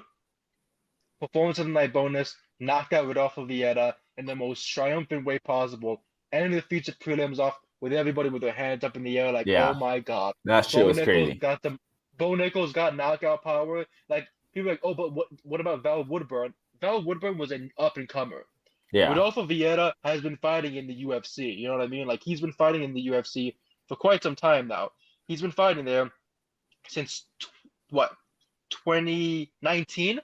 His first fight was with Oscar Piosta, where he submitted him. Then he got another submission. Then Fluffy Hernandez submitted him. He defeated Dustin Stolfus by submission, lost to Chris Curtis, submitted Cody Brundage, submitted Armin Petrosian, lost to Andre Petroski, beat Tresean Goy, and then it's been very 50-50, bounce back and whatnot. But the second he gets into it with Bo Nickel, people were immediately expecting, oh, Vieira could have a good shot here, or he can stuff the takedowns and whatnot. I mean, it really didn't mind him, stuffing takedowns. It was about, blocking that head. And he didn't block it in time, and he got knocked out cold, flat on his back. Crazy moment. Bo Nickel takes it. What were your thoughts on Bo Nickel bouncing back with this big win? Yeah, dude. I was definitely a little bit wondering what's going to happen after Bo Nickel's last performance, where he took his first L of his career, and then he's able to bounce back in the best way possible with that knockout, man. Not only was it an amazing knockout, it was the first time that Vieira has ever been knocked out. So for him to be able to say, I'm the first guy to knock out Vieira, who's been in there against some tough guys that have some crazy power in and of themselves, for him to be able to go in there and finish it in that fashion and not even really need the wrestling. I mean, he probably didn't want to get too tangled up with Vieira with his submission game, but that's a smart game plan from him, and he was able to use his stand-up to work that body early on, get him worried about the body, worried about the takedowns, and then he throws a head kick. I think that was the first head kick he threw in the whole fight. Ends up being the one that knocks him out cold, dude. That was one of the nastiest knockouts we've seen. I was a little worried, but we weren't seeing him moving much for a while, and I'm like, damn, they're already showing the replay. He hasn't even moved. I'm like, exactly. I'm like, they don't give a fuck. These knockouts are so freaking vicious sometimes that when you see the fight like Bo Nickel having his arm raised and you don't see his opponent, well, like, what happened? Yeah, you're like, where'd he go, bro? Is he dead? Like, what's going on here? For real, I thought that was going to be the case, bro. He was not moving. No movement whatsoever for a while, dude. Like, that was just a perfectly placed kick right on the side of the head, bro. No sort of block, no sort of movement, just right into it. And that's what's going to happen when you get hit in the head with that type of kick from someone like Bo, who's extremely athletic, very explosive. And, man, if he's able to round out his game where his stand-up is looking that dangerous and the fighters have to worry about the takedowns as well, then shit, he's going to be, a future possible contender. What is good, bro? Thank you for tuning in, and thank you to all of you for tuning in. We love this talking. Question. He put JDM and an emoji of game over. Then he put, I have a question for you, guy. And I was like, okay. And then, can you think Beneil try to move in 170 pounds? I mean, That's the next fight we're talking about. So Yeah, I mean, we'll it's give. probably a good idea because if he's missing weight and his chin seems to be a little bit affected, dude, I definitely could see him moving up to 170 before before it's the end of his career because he's gonna Mhm. need a change. Otherwise, He's got a lot of gray hair, man. I'm yeah, shocked he's still fighting. Like, brother, like Benny the Bull, go ahead and retire, brother. You can do it. But it's yeah. that hunger in the fight game. For real, bro. You But always think you can get one more and end up on top. That's the thing. It's like end on a switch, like in basketball. You want to end on something satisfying. You don't want to end on being knocked out in 15 seconds. exactly, So that's a tough exactly. thing about the fight game, dude. They always think, oh, the next fight I could win. I could win this next one. I don't want to go out like that. But not everyone can be like Robbie Lawler and end on a KO, like where he knocks the dude out so quick. So, it's lots of questions for Benny. We'll see what he Hmm. does next, man. Because he's missing weight and he's getting knocked out. So I'm like, maybe it is time to change weight classes. But that 170 is such a tough division, man. Who's he gonna fight? Prates, Morales? It's gonna be possibly the same outcome. But one way to find out. Can never count out Benny, but I don't know. It's a tough spot. Never. I don't wipe off my camera. Um, but we end off the UFC 322 prelims. 7-3 myself, 7-2 myself, 6-3. For real. You're tough. We'll take it. Very, very close. Very freaking close. It was so scary. The thing I was most worried about was if you look at that, win-loss record for me, I was hoping so much not to get more than 3 losses. For And real. You're the like, fact keep it that I on only 100. the fact that I only got 3 losses in total is like, oh my God. Like, For but here's real. what makes me so sad. If I would have went with Ewing to win, I could have had 209 like Stockton, motherfucker. Like Oh. when I was on a toilet this morning and I was looking at the thing and I was like, man, I could have been like fucking flexing, like what a motherfucker Stockton, like For real, but but I like was nah. talking last week saying I would beat Rami if you guys tuned in last week. I was talking that shit. I'm like, I'm going perfect undefeated card. Not so much undefeated, unfortunately. But, maybe in the main card I'll bounce back. We'll see. We'll see. Maybe But heading into that not. main card, we have a couple other questions here as well. Um, So we have here, I have a question for you guys. We have, of course, the Benil question. We also had here them say, let me go and pull that up. Who is next for Islam? We'll get to that. Michael Morales will KO Benil at face-off itself in one step. I don't know what that means, I but mean, that I yeah, agree. Morales would probably do bad things to I'm Benil. That's what I'm saying. yeah, 170 is looking stacked. exactly. It's just that I think the English is broken, and I'm not even saying that as a bad thing. I'm Palestinian Salvadoran. You know what I mean? Like, so I have my problems. Leon gets submitted by grappler, KO'd by striker. Who can he beat? Uh, Not anyone lately, no. unfortunately for Leon. Here's what I want to say. I remember it got brought up like maybe a couple weeks ago or so by Jorge Masvidal. He says he wants to come back to the UFC at the White House and he wants to fight Leon. After what I just saw Leon go through, brother, Shit. go ahead, Fuck it. go ahead. For Like, real, you know what I bro. mean? Like, but that's the thing too. If Leon fights Jorge and he knocks him out, let's say, what does that do for you? Nothing. Oh wow, you beat the former BMF champion. Wow, you beat a guy who is unranked. Wow, you beat a guy who's like smoking weed every single day. Like, you really don't. Gets the You revenge know for what the I 3-piece in soda. It's personal. it's just it really that's all it is. It's just a personal story of I want revenge, and it's like you will get revenge, but like you know how it goes. Bro, But like 8 years Sterling, later or whatever. right? Like Mike, I remember when this happened. I covered it live when that freaking 2-piece in the soda happened. Because Yeah. I remember like Darren Till got killed by Jorge Masvidal, and we were Yeah. like, and Gunnar Nelson got beat by Leon Edwards that night, and I was like the fact that I can remember these things is so great because it was so awful. Like I remember being like. Because I was hoping that Darren Till would win and that we'd get that, back him back in the title picture. We didn't. Instead, we Yeah. got Masvidal with this huge like redemption tour, Yeah. and Start then of knocking course everyone now, out. yeah, he beat Ben, he beat Darren, he killed everybody, and then it's a shocker that we just never got that Leon fight. Like there were so many times where they're like, I want to fight you, and then it was just it never came to fruition. But I want to say thank you so freaking much to the over 1,000 viewers we have right now watching Huge, us. guys. Shout That out to is you guys. huge. This is our most views I think we've ever had in the entire show. Before we've had 600 viewers, but now we have 1,000 viewers, and it keeps stacking up. There's so much going on. And So this card is lit. if you are subscribed to our Patreon for BodySlam Plus, we just revealed a bunch of backstage names that are going to be at WWE Monday Night Raw tonight, featuring the Tribal Chief, Roman Reigns. That's a one big spoiler I'll give up. The other two are former champions in their own. One has been on the shelf for the past couple of months, and the other recently wrestled in their first match in quite some time. And I believe that a lot of people will definitely be tuned in for tonight's Monday Night Raw. There's so many people that I know that are gonna be there at Monday Night Raw, and there's so many people that I know that are buying tickets specifically for Washington D.C. on December 13th to watch John Cena's final match of his entire career. Like, my God, I might start walking right now to make it to Washington D.C. so I can be able to go and see that damn match. Like, I don't care what happens. I'm gonna be bawling my eyes out. My first ever hoodie was a John Cena Chain Gang hoodie when I was 7 years old. I got it for my birthday, and I was like, I am the coolest motherfucker here. It was too big for me, but it was like I felt like the coolest motherfucker in the world. The sleeves were too tight, or like too long and whatnot. I'm walking around like a mummy, but like that's what John Cena does for you: hustle, loyalty, respect. For real. I mean, even if you don't watch that much wrestling, John Cena, you know John Cena, and you know how much legend he is. You know, he's transcended wrestling itself, and you know he's just such a legend. So you know that's crazy.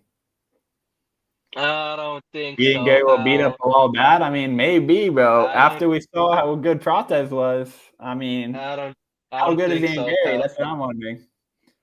That is what I am wondering, bro. He gets hate for no reason. He's him. He's up next. For real, bro. Look what Protez did to Leon.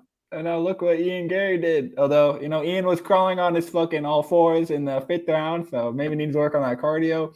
But, you know, that's about it. We'll see how everything goes this upcoming Saturday, especially. It's the scary stuff. But our first fight of the main card was between Benoit Saint-Denis and Beneil Dariush, and it's over. Yeah. And this, how quick you said that, it's already over. It's already over. That's it. 14-second knockout. Benoit Saint-Denis, even adding onto his chaos and violence. I put him in for submission.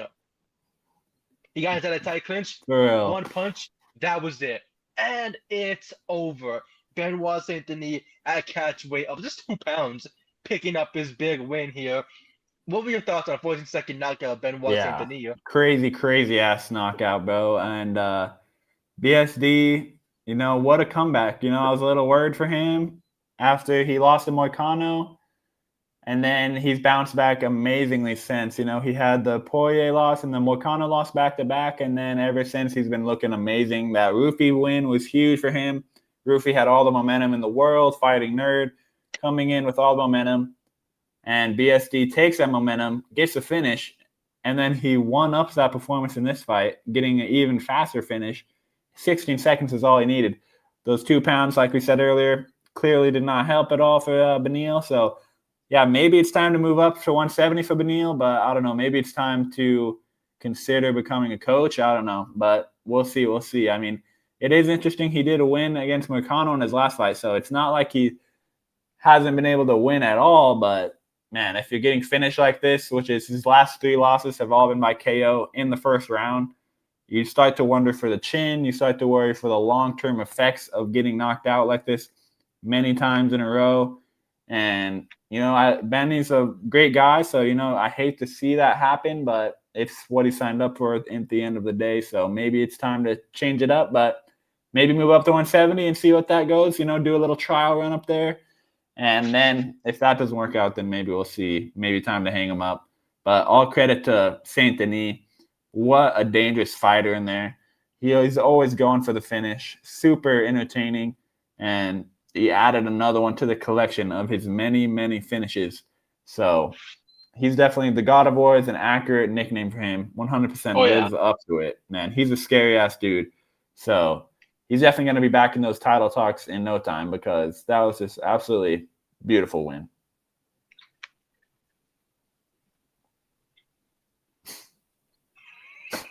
For real, bro. Hey, I'm worried for the chin at this point, like I said, bro. So that's the one thing. It's like you can have all the skills in the world, but if you can't take a punch, then you might be in the wrong business. And it might be getting to that point for Beneil where you can be as technical as you need, but no one's going to have perfect defense and never get touched. So, you know, sometimes that just gets to the point where your chin cannot take it anymore. But we'll let him decide that for himself. But that's just what, from the outside, that's kind of what it's looking like. I'm not going to lie. But so I wanted to see how those goes. But yeah, we're good. But we both predicted it. We'll take it. We both predicted that. We both got that big win there. But it's true. Benoit did not look like himself after losing to Dustin Poirier. After trying to wrestle fuck him so hard and trying to choke him out, instead he got put to sleep, and we were like, "Oh my God, Dustin did it." Well, and then Dustin Renato Moicano did the same thing with those jabbing elbows and that choke. Like we were like, "Oh my God, Benoit is not going to be the same." That was the downfall of him. Yeah. He got even more scarier. He got even more crazier. Like ever since that loss, all he's done was add on to the wins. All he's done was make himself even more scarier. Oh, my finish. Kyle Pepperledge, arm triangle. Mauricio Ruffy, face crank. Benil Darius, KO in 14 seconds. Like, I love what I don't know if you watched the press conference last week, but they legit said, "What are your thoughts on being the new main card opener? Does that add even more exciting for you?" All Benoit said was, I don't care if I'm opening up the card or any placement on the card. I'm going there for the kill. And then they asked Benil the same question. He wasn't kidding. And they asked Benil the same question. And he was like, I completely agree with him. We're going to go in there and we're going to put on a big show for you guys.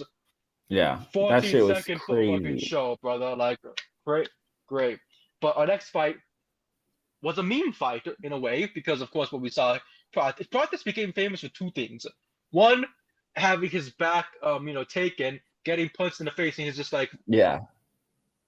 For real, he's like, this ain't doing shit. Time. Like it was like Jim from The Office. It was like for real. Look right at the camera, make eye contact. Little fourth wall break mid fight. For real, like legit. And then Leon Edwards was showing some good signs. I want to agree with that. Leon was actually showing some pretty good signs. Yeah, round one, I'd say Leon won, honestly, where it's like he was looking pretty decent. I realized lately to make it to top 5, apart from skills, you need to have a very good capability to eat shots. Yeah, really, that's true. Fact. That is true. Because look at Hamza Chimaev. He's able to get these big shots taken and then go in there for the wrestling. Same thing with Bilal Muhammad. Like he's able to eat shots, but him going for this, Canelo style against, maybe not the best game plan, was the dumbest thing you could possibly do. And there was a reason. There was a reason why, like, Islam went for the wrestling like he did. Yeah, and won smart. The fight. Yeah. You listen to your coach's game plan. You don't think, oh, I can step in there and I can knock this guy out. Yeah, the Canelo hands are not working. Yeah, Pereira, buddy. Like, calm down. Like, you might have knocked out Sean Brady. We're speaking of. We'll get to that soon. But Pratis here, he promised earlier in the week on the press conference, every fight I step into, I want to knock out my opponents, and Leon Edwards is no exception.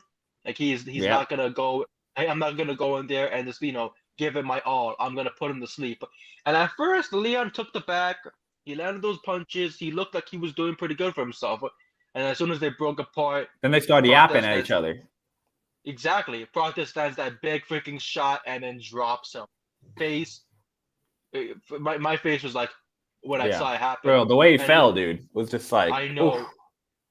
A lot of people were trying to say, "Oh, it's fake. Look at the way that he jumped." And let me uppercut you. let me uppercut you and see your feet hit off the floor. Like if your feet lift off the floor, I'm gonna say, "Oh, fake." He didn't get knocked out. Smash his head on the back of the canvas. Pick him back up. Let me do it again. Like, brother, you can't do that. That's just stupid. Like, nah. This ain't WWE.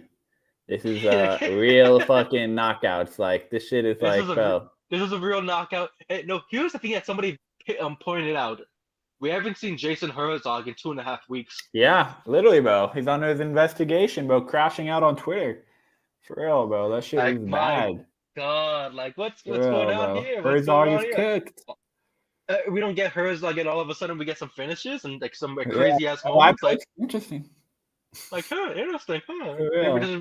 Maybe they should retract that Taliesin Teixeira finish, Yeah, right. Exactly. Add that to your win bonus. Give me the win. Maybe that'd be 209 after all. Like me holding that grudge over Brady. Like, let me get that win now. Like, come on, bro. Fuck. Reverse it.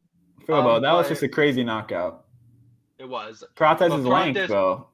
Pratis is length. Exactly. Ridiculous. his resiliency. The guy could go partying, smoking cigars, and drinking all freaking year long. He goes up into the octagon like, I'm here to kill, and he's For faster. real. Like, bro, he's a faster killer. Like, it's just crazy. ASAP Rocky is like, Oh hell yeah. yeah, brother. Fuck yeah. But Carlos Prates picks up this big win here over the former welterweight champion Leon Edwards. Huge, massive win. When we go to the, of course, rankings, that was huge for for Prates to get. He's the number 9 ranked fighter. After tomorrow, maybe even after today, he Yeah. will now officially be He'll in the be- top 5. Yeah, deservingly so, man. Number 4 is Leon. Number 5 is Kamaru. Which, speaking of, they're trying to say that, oh, Kamaru should get the next shot for the title. Huh? I don't know about that. Are you smoking dick? Like, don't fucking tell me that shit. Like, come on now. Like, if anything, Shavkat Rakhmonov and Michael Morales, who are both on 19-fight win streaks, deserve way more. And by the way, Mhm. people are like, oh, but 19-0, what are they in the UFC? 6-fight win streaks, Shavkat, 7-fight win streak, Michael Morales. For Deserves real. a shot. Yeah. Like, come on. Go Give Prates him a in there. shot. For real. Ian Give him a Gary? shot. Yeah. Like the only person I think that Kamaru Usman should fight next is Jack Della Maddalena or Sean Brady. One of those 2 fighters, he fights them. Or even Gabriel Bonfim. I put yesterday, like I put this whole tweet out that the only 2 fighters that Kamaru Usman should fight is Bonfim or Sean Brady. Those are the 2 fighters that add something for your career, add another win on. And if you get another win, get that title shot, because it's really hard in the UFC to rack up back-to-back wins in that top 10, and it's even harder to be 19-0 with a 7-fight win streak. Like, that's just in the UFC especially. Like, it's just nuts. For What are real. your thoughts on Prates' big win here to knock himself into the top 5 over Yeah. Leon Edwards?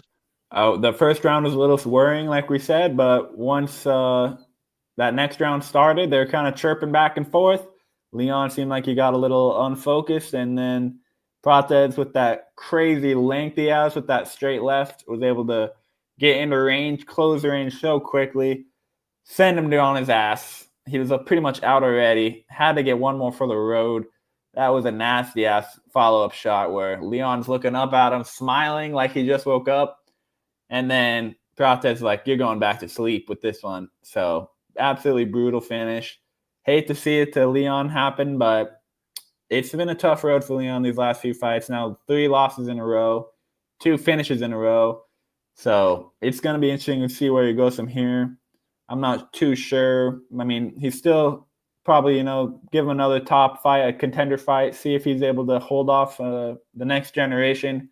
But right now, it's looking like this next generation of these 175-pounders is absolutely next level with the power, with the explosiveness, with the entertainment value. Prates, fighting nerd, likes to smoke, and knocks dudes out like this. I'm like, this dude is like a fucking movie character that you'd be watching in a fucking action movie.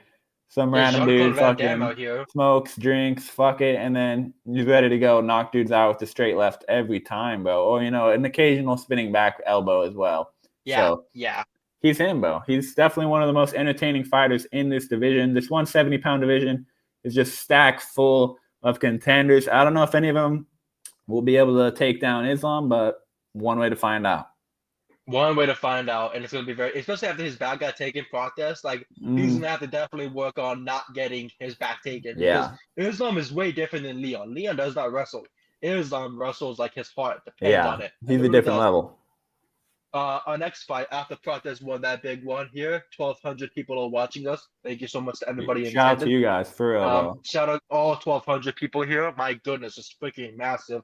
But our next fight, another big knockout in the welterweight division. That Dana White said that this fight would secure the winner, the next person in line for the Welterweight Championship. Valid. Michael Morales fought Sean Brady and landed the most brutal freaking knockout possible and put him to sleep, put him down. Last time we saw Sean Brady get beat like that was against Bilal Muhammad, who knocked him out and ended the undefeated streak. Now Michael Morales is taking things over. It's so crazy how things have changed. Sean Brady was like, yeah, I just beat Leon Edwards, and it's gone. Because now it doesn't matter anymore, because you just got pieced up by Michael Morales and put to sleep. My question would be like this. Instead of like, what's next for Michael Morales? We know that the title shot's next in line for him. But my question for you is, who do you think is more deserving of the title shot? Prates or Morales or Shavkat? It's tough. Probably got to go Morales just because the activity and the fact that Prates beat Leon Edwards, but Sean Brady also beat Leon Edwards. So the fact that Morales was able to make Brady look that easy, it's like almost a better win than the Leon win just because Brady just beat Leon. So I'd lean towards Morales, and he's undefeated in the UFC where Prates had that Ian Gary loss. But, man, it's just so much options for this division where they might eat each other up if they don't get these title shots because it is just ridiculous. Prates and Morales has more of a chance of knocking out JDM than vice versa. Ooh. I feel like they both have a decent shot, but I feel like Jack could take a punch as well, but Jack can take a punch. If it's his leg's tough. not compromised, he can strike for 5, maybe even like more than 30 minutes in there. Like he's a beast. Yeah, so that one's a tough one. They're both so explosive, and I feel like Prates might have a little bit more power in terms of one-punch knockout power, but Morales is just so big in there, man. He's just an absolute unit for that division. They're both huge and rangy, but man, it's tough. I think Morales has a little bit of an edge on him in terms of reach, and I think maybe a little bit more impressive wins, but it's tough to say. They've both been just absolutely crushing it in the UFC. These two are definitely the most entertaining fighters in that division, in my opinion, where it's just going to be some crazy fucking shit every time. And this is the next level of MMA where we're getting these guys in there in the 170 who look like they could be middleweights, especially Morales. He's fucking massive. And they're able to just be this good, this technical, and this explosive where, you know, back in the day, maybe it'd be like, okay, you're explosive, but your technique isn't as good. Now these guys are rounding out their game so well. Man, it's going to be crazy to see. You know, yeah, maybe one of them faces the championship, faces the winner, Islam, and then maybe one of them faces JDM. But we'll see. We'll see. Maybe JDM's injured. I'm not 100% sure. But yeah, Yeah, that leg was 170 is probably my compromised favorite bad. division right now in terms of contenders, man. It's fucking stacked. Exactly. And now, if Morales is next in line for that welterweight championship, it's going to be very exciting for Islam to get a challenge like that with someone as dangerous as he is. It's going to be a lot of For wrestling. real, it'll definitely be a big test in terms of the wrestling, like you Yeah, said. Like, a will he lot be of able to a stay lot of up? exactly. It seems And impossible. then exactly, because a lot of people have been facing this. Like Hamza did the Duplessis. Islam did the same exact thing to JDM. It was just like, my Yeah. don't have 3 names in your name, because if it's like Michael Yeah. Mayhem Morales, he's For screwed. real, that's a Like good point. like Fuck. my goodness. But The three names, it covers. our next fight was the only loss that we had after this big streak and whatnot. Bro, And we both got this one wow, wrong. Fuck. Wiley Zhang was shown up and destroyed and dominated. And I say Yeah. this as a big fan. I'm a big fan of hers, but my goodness, was she the smaller opponent in there, and Yeah. it definitely affected. The first minute of the fight, it looked like, okay, Zhang is doing some good work, and then as soon as that body strike landed and the clinch work, and then the strength that Valentina's been at flyweight for so many years already. She's on a 3-fight win streak, but it's even more wins that she has on top of everything else. Like the Grosso loss, everyone was like, "Oh, what's gonna happen after that?" She became even more dominant and more dangerous in the octagon. We have her now as the #1 women's pound for pound fighter, unless Natalia Silva beats her or unless Kayla Harrison beats Amanda Nunes. That's the only way that I think that Valentina can get knocked out of that #1 spot, because Nunes is such a great fighter that if you have Kayla Harrison legitimately beat her and manhandle her, you can't downgrade that whatsoever. But Natalia Silva is on a 13-fight win streak. She's 19-5. Valentina is 26-4. They're not so far off from their losses, and they're No. not so far off from the records. Like, they've both been in a draw. They've both been the distance. They both have this crazy, style where it's speed and power. Like, a lot of people just have speed or jab off for 12 rounds, and your face will get bruised up. But when you have that power, to where that speed and power are coming together and killing you, it's a dangerous world to be in. Yeah. 100%. Valentina picking up this win here. Hold on. How difficult will it be for a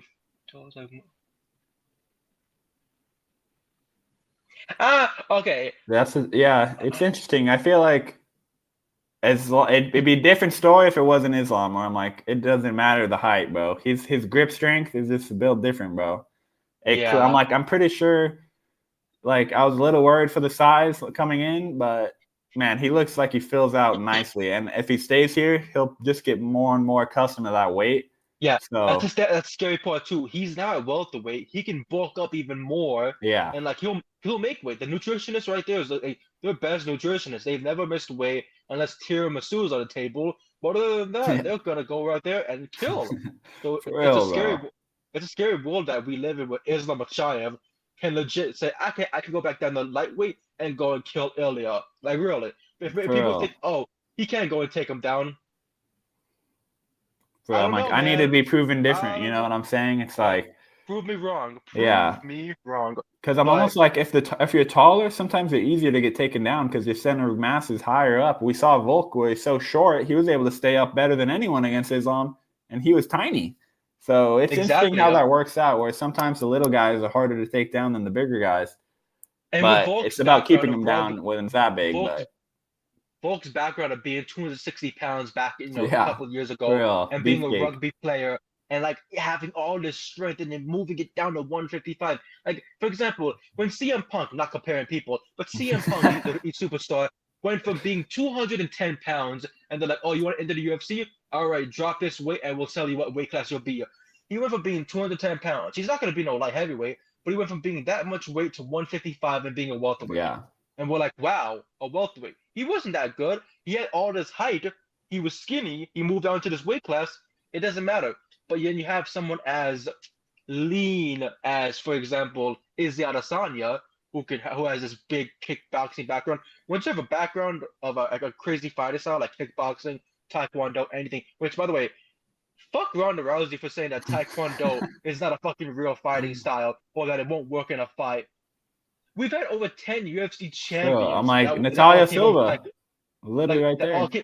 came. We have 10 UFC fighters that all came from a background of Taekwondo that became champions. You know how many people in judo became champions? Two. Like, what are you gonna tell me? More people gonna have that happen for them? No. Like Yeah, Kayla Harrison and Ronda Rousey are the only women really with a judo background that became successful. Other than that, judo is one of the most hardest things to learn and hardest things to conquer in MMA world because you're getting punched in the freaking mouth. Like, mm-hmm. come on now. But Islam will choke Ilya at 170. Ilya will K. Ah, I I'm have a not mad hard at time. that. I'm not mad at that. Okay. I can I can see that, but I can also see Ilya having Ilya having a disadvantage at both weight classes because we've seen what Islam has done to Renato Moicano, what he did to Charles Oliveira, what he did to Volkanovski at that weight class, and now at welterweight, what he's doing with a more bulked up size. I'm not Yeah, disrespecting that comment. I'm not saying sorry. I'm not saying that that's wrong, that we can't think that way because a lot of things have happened. Like I'm sure a lot of people were thinking, oh, yeah, Sean Brady's gonna kill Bilal Muhammad, and then when Bilal Muhammad knocked out Sean Brady, we were like, whoa, what the hell is that? So the fight game is crazy. The thrill and the yeah. agony and unpredictableness of the theater of violence is just always so great to think For about. real. And it's like But Ilya's him, bro. Like his grappling is good too. he really, So I could definitely yeah, yeah, see that one at yeah. 155 could be interesting. His background's jiu-jitsu, which is crazy enough. It's a jiu-jitsu background, but he fights like he's Floyd Mayweather, the Yeah, boxing for style. real, Like, bro. Ilya, those two, Islam and Ilya, man, that would be a great, great fight. I don't know if it'll happen. I think Islam's staying at 170, and I don't know if Ilya would move up. But if he did, that would be fucking crazy. He'd be probably the shortest fucking welterweight on the roster by far. But he's got the power of a heavyweight, it seems like. So I'm interested to see what happens with Ilya at 155 with his reign. If they keep winning, then fuck it. They might just have to fucking throw him in there because they keep beating everyone. But, man, Islam's going to have his hands full at 170 with these contenders already. So he's probably not thinking of Ilya right now, but fuck, we'll see. love you, babe. Like, For real, whoever this bro. fella is, That's facts. come to a show every week. Leave all these beautiful comments. Like, my God, I love when people comment and like have their own, their own thoughts and opinions on Yeah. these type of things. Because there's a fight game. We're all so many different type of styles of peoples and whatnot. Like, I don't always go for the Dagestani fighters, but after like watching for the last couple of years how crazy and dominant they've been, I'm like, whoa, that's crazy. But Ilya, if he was able to knock out Max, Volk, and Yeah. all these other people in his path to destruction. I'm not gonna put it past him. Oh, like, I don't think he could, rock Islam. I think if he can catch Islam with a good shot and drop him on his back, because we've seen Islam get dropped before, we've seen him get finished. So if we could see it happen again, I mean, I wouldn't put it past it. So it's just so awesome the way that we can think these things, and in the future, if it comes true, we For real, think, there's God's one way to listening find us right out. now. For real, lock him in that cage. We'll see what happens. For real, dude. That's Exactly. what MMA, like you said, always say, the theater of the unpredictable, bro. It's always so unpredictable. You never know what's gonna happen. You never know. You could have fucking Ethan Ewing come in on fucking 48 hours notice and fucking destroy Malcolm Wellmaker and just make him look silly. So you never know what the fuck's gonna happen. That's what makes it so fun. Very briefly, I want you to talk about Valentina Shevchenko and her dominant win. We already know who's next in line for her with Silva. Yeah. And we already know that Zhang could be going back up to fight, of course, Mackenzie Dern. But what were your thoughts on this very dominant win for Valentina? Yeah, the size was even more of a thing than I thought it would be. I thought that they're listed as 1 inch apart in height. That is fucking bullshit, bro. I'm like, Valentina looked fucking 3 inches taller than her for sure, bro. I'm like, what is this? It says Valentina's 5'5", Zhang is 5'4". I was thinking going in, okay, maybe the size difference won't be too bad, but dude, the size difference is massive. Once Valentina was able to get on top and control the fight, Weili was just not big enough to get out from underneath her. And Valentina is so good with the grappling as well. People think of her as, sometimes she is more of a striker, but she's really just an all-around MMA fighter where she'll do whatever is the least path of resistance. And in this case, it was just a little bit of a lay and pray, not the most entertaining in terms of knockout potential or submission potential, but she was ripping the body kicks, definitely making Zhang feel those kicks where Zhang's arms are a little too short to get her elbows down to block those ribs, and Valentina was sniping them over and over and over again. And then she started to go high up with the kicks towards the end. So there was a little bit more action than some people like to give credit for. But yeah, definitely was a very grapple-heavy fight. And Valentina showed that she was the better fighter for sure. And especially at that division where Zhang has been able to dominate everyone at 115, but 125 is a little bit of a different ballgame we've learned in this fight. We've seen Rose Namajunas try to come up from 115 to not too much success. And it seems like this is just a big jump because 115 to 125, it doesn't seem like a lot, but when you're only 120 pounds, that's actually percentage-wise a fucking huge jump. So, credit to Zhang for trying to be great, daring to be great. We both picked her. She'd been so dominant in her previous fights, but Valentina showed that she's just a different level at this division.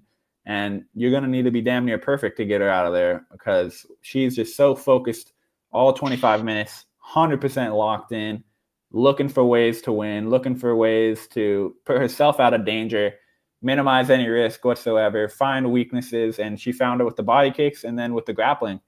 Absolute masterclass from Valentina. Not the most, crazy entertaining fight, but sometimes that's not every fight can be, perfectly crazy entertaining. This isn't BKFC. You're not going to see a knockout every time. This is MMA, not boxing, not kickboxing.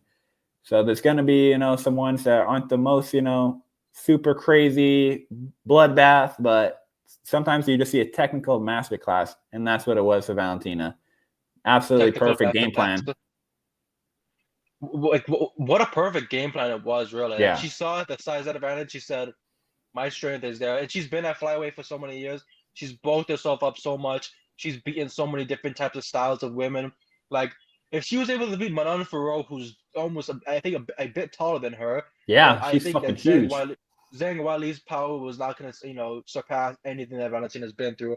But before we get into the main event and we talk about that, this week's podcast is sponsored by Shroom Boy, the protein mushroom boy that, gets you zooted. Go to www.eatshroomboy.com and use code BodySlam at checkout for 25% off your first order.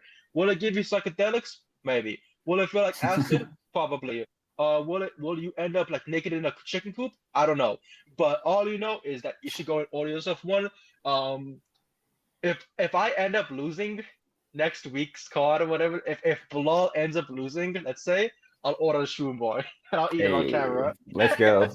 Then Shout I out to get Shroom Bar. it just cry my eyes out, fucking starts puking, like fucking For real, losing my bro. mind. Yeah. Like I don't know, I'm scared. But no, it's gonna be very exciting. But heading it, by the way, shout out to the 1,300 people that are watching us. 986 on Twitter of BodySlam, 366 to other services and whatnot. For real. Heading Shout out into to you guys, the goats. For real, bro. Tuning in. We exactly. love Thank talking you. fights. Let us know what you guys think of all these fights as well. You know, we love to hear your guys' perspective as well. And we just love chatting about fights and, you know, the potential of, you know, these future fights after these cards, because there's possibilities are endless. So many good fighters, so many good contenders, especially at 170. This shit has just been crazy. Do you see this? Remember my chair. For real, bro. That'd be a legendary matchup. That honestly is probably, depending on what happens in this next fight. I It's know. so We'll see what exciting. happens. But heading into this main event, Jack Della Maddalena, it took him defeating Bilal Muhammad to finally realize his dreams, become the UFC welterweight champion. And it didn't last long because Islam Makhachev, he promised the world, if Bilal loses the championship, I will move up to welterweight and I will go and become the champion. He promised, he delivered, he conquered. He came, he saw, he conquered. You know, sold out shows, record concerts. You know, Jay-Z said it best about the Empire State of Mind, and Islam Makhachev came in there with more than just dominant, you know, concrete jungles. He just wanted to kill, and you know, in just the most dominant fashion possible. At first, it looked like Jack was like, you know, doing some, you know, good stuff in a minute and 25 seconds of the first round, and then he got taken down, and then he got taken down, and then he got taken down and suffocated anymore. It got to a point where we were just like, wow, we were just watching this beating happen. Every time that Islam got him, he compromised the leg, he, you know, secured the choke, he tried to, you know, do whatever it took, or whatever it takes to pick up the win. And in the end, after dominating by decision and then shaking hands and hugging Jack Della Maddalena, who was very visibly upset. Yeah, Why bro. wouldn't That was you? bad. You got destroyed, and even your coaches in the fifth round were saying, "Take that puss face off your, take that puss look off your face already. Go out there. All you need is one shot. Land that one good shot." He couldn't land any shots, and then he got taken down again and suffocated. 50-45, 50-45, and 50-45 on all the judges' scorecards. Unanimous decision. Islam Makhachev becomes the new UFC welterweight champion, while also never losing the UFC lightweight championship. Just the crazy world we live in, where we see people move up weight classes, either they're successful or not, or they're very dominant. Here's how I look at it. It's sad that Khabib Nurmagomedov lost his father, but if Khabib's father was still around, how scary would it have been if after the Gaethje win, they decided, you know what, let's go out there and go move up to welterweight. Let's go fight Tyron Woodley. You know, let's go fight Kamaru that'd be Usman. easy work for Khabib, low key. That like Kamaru Usman, I think would have been a challenge. Yeah, better than Woodley. Woodley would have gotten Woodley in his prime was a beast, though. But yeah, the way he knocked out Josh Koscheck, the way that he, you know, beat Robbie Lawler, the way that he handles Stephen Thompson and Darren Till, like, it was great work from him for those, you know, for those couple of, you know, years. And then he lost to Kamaru Usman. Kamaru dominated the scene. Leon gets a big upset. Beats Colby Covington, loses to Bilal Muhammad. Bilal Muhammad in his first defense loses to, you know, JDM, and now we, after one defense, like, it's so crazy how this welterweight division works. Like, it feels like there's one or two defenses, and then the next is coming in. yeah, Let's be honest, JDM can't do that with one shot. No, it's really true. I do agree with that. Like, yeah, really, it was not going to take one shot. It was going to have to take more than just a combo to be able to put Islam down, because we saw Volk have to use so much pressure and so much, you know, stand-up ability of the kicking and the you know, head strikes and the hooks to gas out Islam and to try to put him down. But then Islam learned in that second fight, okay, this is what he's going to try to do to me. All right, I put him through so much pressure. I put him through so much hell. I'm going to be ready for this. I'm fresh as hell. And he came in there, and he was more than fresh as hell, because he got the big head kick knockout and put Alexander Volkanovski down and out. Like, it was a nuts For atmosphere. real. I remember being so sad about it because I was like, wow, Well, he's Volk at on the short end. But notice coming in, saving the like card.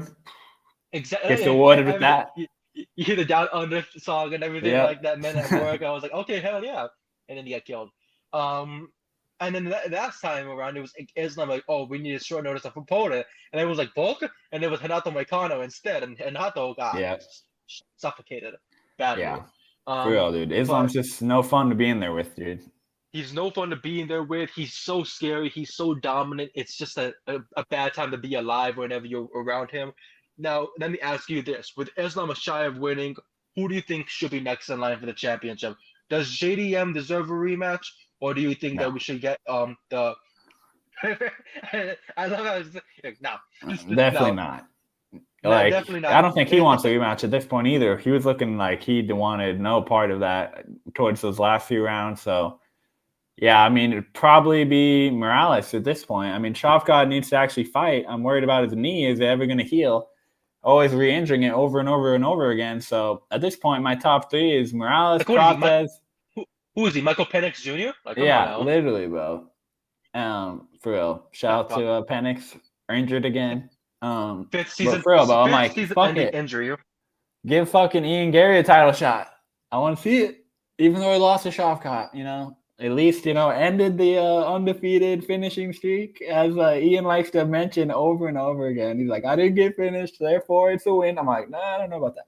But but then Shavkat hasn't fought since, so we'll see what happens with Shavkat. But I think you got to go Morales just because Brady was going to be next up. And then Morales makes him look like easy work. So I don't know how they'll match up with the wrestling. We'll see. But yeah, it's going to be a tough outing for anyone in there with Islam, man. I picked JDM thinking that the takedown defense was going to be similar to when he fought Bilal. But yeah, it's a completely different beast when you're in there with Islam, because Islam had almost fucking over 10 minutes of control time, and Bilal had like 3. So I'm like, he almost fucking quadrupled up the control time and made JDM look like he was a fish out of water on the ground, because he just was having no fun whatsoever. They kept saying that maybe he was injured or something. I don't know. They haven't came out with that. Maybe so, but either way, dude, I think that the outcome was going to be inevitable with how good Islam was looking. I definitely think that if he keeps bulking up at 170 and gets stronger and stronger, it's just going to keep getting worse and worse for these guys. So we'll see if Morales is able to put up a better fight than JDM. I was hoping JDM for my picks was going to be able to get this crazy upset, but man, I was wrong on that one for sure. JDM did not get revenge for Volk, and it did not do it whatsoever. Ian Gary can be toughest fight for Islam. Yeah, I mean, I training with those dudes in Brazil, man. He's used to these dangerous grapplers, for real. So, and then Shavkat too. If he can actually get healthy, he'd be such a tough matchup, because he's just one of those guys who, no matter where it's at, he's so dominant, a finishing machine, and the only question for him is his health. So hopefully he can get back in there soon, because the welterweight division is a better place when Shavkat is active and finishing dudes and, putting on a show for everyone over and over again. So, yeah, if we just need to see him in there again. It's just been a long time, but, they might actually just say, fuck it, and throw him in there, because we need a wrestler that can do something against Islam, because JDM, we thought maybe the boxing would be able to do it, but nope. Islam completely shut it down, completely dominated, made Jack look like he was literally crying in there. I have not seen that in a while, where he's like making those faces. It was definitely an ugly sight for him, but for Islam, the legacy is just getting started. He's just such a good fighter and a funny guy, honestly. He has a much more of a personality than Khabib, I feel like, where a little more easygoing. Khabib was more stern about everything. Yeah. He was so like, I have to focus. Islam has a little bit of funny to him. Yeah. But he's still as serious as Khabib. I wanted to briefly mention, Dana White on Islam Makhachev said this guy is heading towards the GOAT talk. Also, Yep. I don't know if anyone briefly remembers this. Of course, Max and I remember this. At the beginning of the main card, a brawl broke out between the Dagestani fighters and Dylan Dennis. Dylan Dennis got jumped got whooped on. He got knuckled over by John Pork, John When's he Shanko. not getting beat up on? That's my question. John, huh? When's he not getting beat up? That's my question. Yeah, John Pork beat him up, had bloody knuckles with a picture of Jorge Masvidal. I thought that was like one of the sickest photos. For real, But bro. Fucking Dana White Dylan. says that Dylan Dennis will never be at a UFC event ever again after the brawl. He is banned for life. So that's a beautiful. Real though, I'm like, beautiful he keeps world. trying to get signed. I'm like, bro, no one's gonna sign you when you're just a fucking No one jackass. wants you. No one wants you if all you're gonna do is just be a little bitch. You know what I mean? He acts And like especially he's with like him, the goat for beating some bum on Misfits. I'm like, bro, that was some random dude off the With couch. speaking of, isn't he supposed to be fighting Anthony Taylor soon, or did that fight already happen? I think that's happening. Yeah, I think it's gonna be MMA. Yeah, So that'll be boxing, interesting. MMA, some sort of thing. But I also wanted to bring up another thing. Craig Jones was in the corner for Jack Della Maddalena. Yeah, I It didn't thought that work would out. help. Did not help. Yeah, Islam says he told Craig Jones at the fight that his jiu-jitsu doesn't work and that he needs to come to Dagestan for 2 to 3 years. Jones shook his hand and agreed that he will be traveling to Dagestan soon. So, I The mean, rematch. hell yeah. Get Jack Della Hell back yeah. in there. Send him to Dagestan, maybe. After the whole Islam stuff, like, us thinking about, like, what should happen next. There's one thing that got announced this morning that shocked the world, really. Jake Paul will enter the boxing Yes, ring let's go. against heavyweight legend Anthony Joshua. Finally. Like, Fighting someone wow. similar size. I like it. Similar size, like big weight class. It's gonna be huge. For real, I fucking love it. Like the last time we saw Anthony Joshua go against somebody who was just coming into boxing in a way was Francis Ngannou, and he put him to sleep. Yeah. And then now Jake Paul has already told Ngannou, "I'll put you to sleep," which is a shocker to say. Yeah, we'll see about that one. Can you predict JJ versus Alex? John Jones versus Alex Pereira? Is that what you mean? Yeah, John Jones versus Alex Pereira. John Jones. I think. I don't know. Yeah. Okay. If he can get it down, then and I'm like, can John be knocked out? That's my question. Yeah. If John is not injured, if he does a good 8 weeks, I mean, anytime he could just go into camp and just dominate the scene. Alex Pereira is great on the fighting, on the striking, but it's about stepping in also about doing that. Magomed Ankalaev is not going to go for what's it called, oblique kicks. He's not going to go and try to target your kneecap and try to mess up your calves or your shins and whatnot. John Jones is. John Jones is always a master of his style, look-see-do, always keeping himself far apart, oblique kicks, elbows, 12 to 6 elbows. Once he gets you to the ground, he elbows you immediately. Like he starts trying to slice off your face.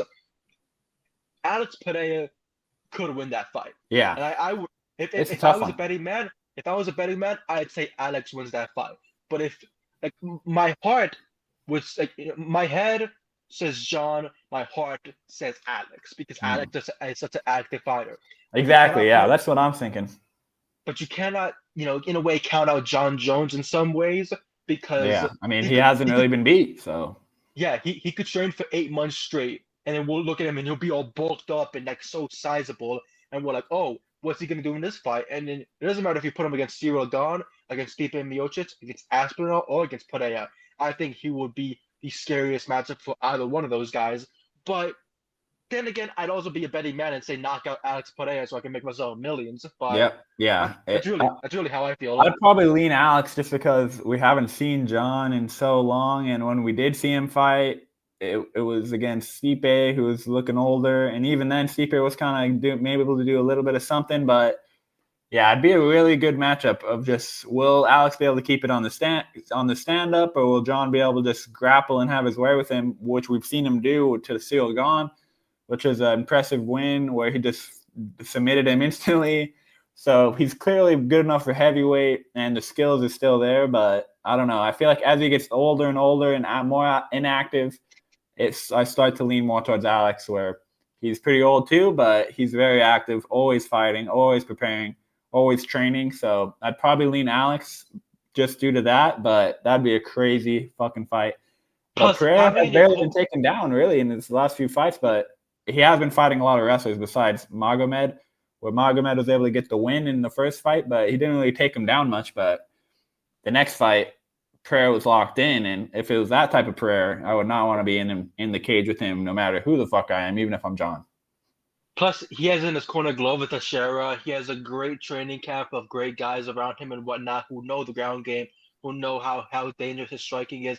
Glover's been in there with John Jones. Glover knows the effects that can take on you. Yep, he's And a dangerous dude. And look at what Pereira did as well. Pereira sees who Glover's lost to, and he takes it upon himself to cast revenge. For real. Like so, we saw what happened to what's his my goodness, I'm blanking. Yuri. I'm blanking. Yuri, yes, and also Jamal Hill, was he? Did he beat Glover? I can't remember. Yeah, he did. Yeah, he did. Once, Yuri got hurt, vacated the title, and then Jamal and Glover fought. He got them both. Alex was like, "Okay, I got my eyes on you," and killed them both at multiple times. He's like, "Let me fucking make sure you're dead. Let me make sure of it." Even like Yuri Prohaska is like such a great fighter that could get another title fight after his recent events, but like this division, it's just so much fun. Alex is just different, for real. Only his freestyle. You could also introduce judo trick. Judo is so tricky in the clinch, for real, bro. Yeah, exactly. It's a crazy world. It's a crazy, strategy that any of these guys can take, and just anything really can happen. So I would like to see that fight. Honestly, I would love to see that fight happen, especially for booking like these like White House fights. My God, just put George, take George Washington out of his grave, put him against Abraham Lincoln. Like my goodness, go right ahead. For real, fuck it. Like I don't care. Put Charlie Kirk against Ethan Ewing. Put it back and forth. Kirk versus Kirk. Kirk versus Kirk, you know what I mean? For real, bro. Fuck it, bro. Joe Biden versus Trump for the fucking main event. Oh my goodness. But of course, we just about almost hit the 2-hour mark for this show. Thank you so much to everybody who tuned in for another edition of Talktagon with myself, Rami, and Rami with another win. SMH, bro. He's cooking my ass. I'm trying my best here, man. I'm trying my fucking best. JDM. Oh, you really had to let me down. Zhang, I should have won Valentina, but it's okay. It's okay. My friend, my best friend told me, "Oh, I'm going with Valentina." I'm like, "Why? Zhang is so good." He's like, the last time he told me to bet on a Chinese fighter, they lost. I'm like, that's just awful to think about. And then this happened. I'm like, well, fuck. I'm like, that's fucked up, man. Like, don't do that to me. Don't do that to me. But see, that's me driving off right now. Like, get the hell out of here. For real, bro. Some fucking skating over outside my house. Exactly. But like, thank you so much to everybody who tuned in. Another edition of Talktagon, episode 36, UFC 322. This weekend will be another UFC card, but it's gonna be a crazy weekend because this card's gonna be at 6 in the morning in Qatar, overseas and whatnot. For the UFC's co-main event will be Ian Machado Gary versus Bilal Muhammad. The winner of that fight could very well see themselves next in line for a title shot in the future. But then the main event is to determine really the lightweight title, contender, Arman Tsarukyan against Dan Hooker. Two very good strikers. Well, finally seeing Arman again. About time. Finally. We also got Volkan Oezdemir versus Alonzo Menifield, Jack Hermanson versus Mirtek Oroba, Sergey Spivak against Sharmil Gaziev, Alex Perez versus Asu Almabayev, Bogdan Grad against Luke Riley, who I believe is part of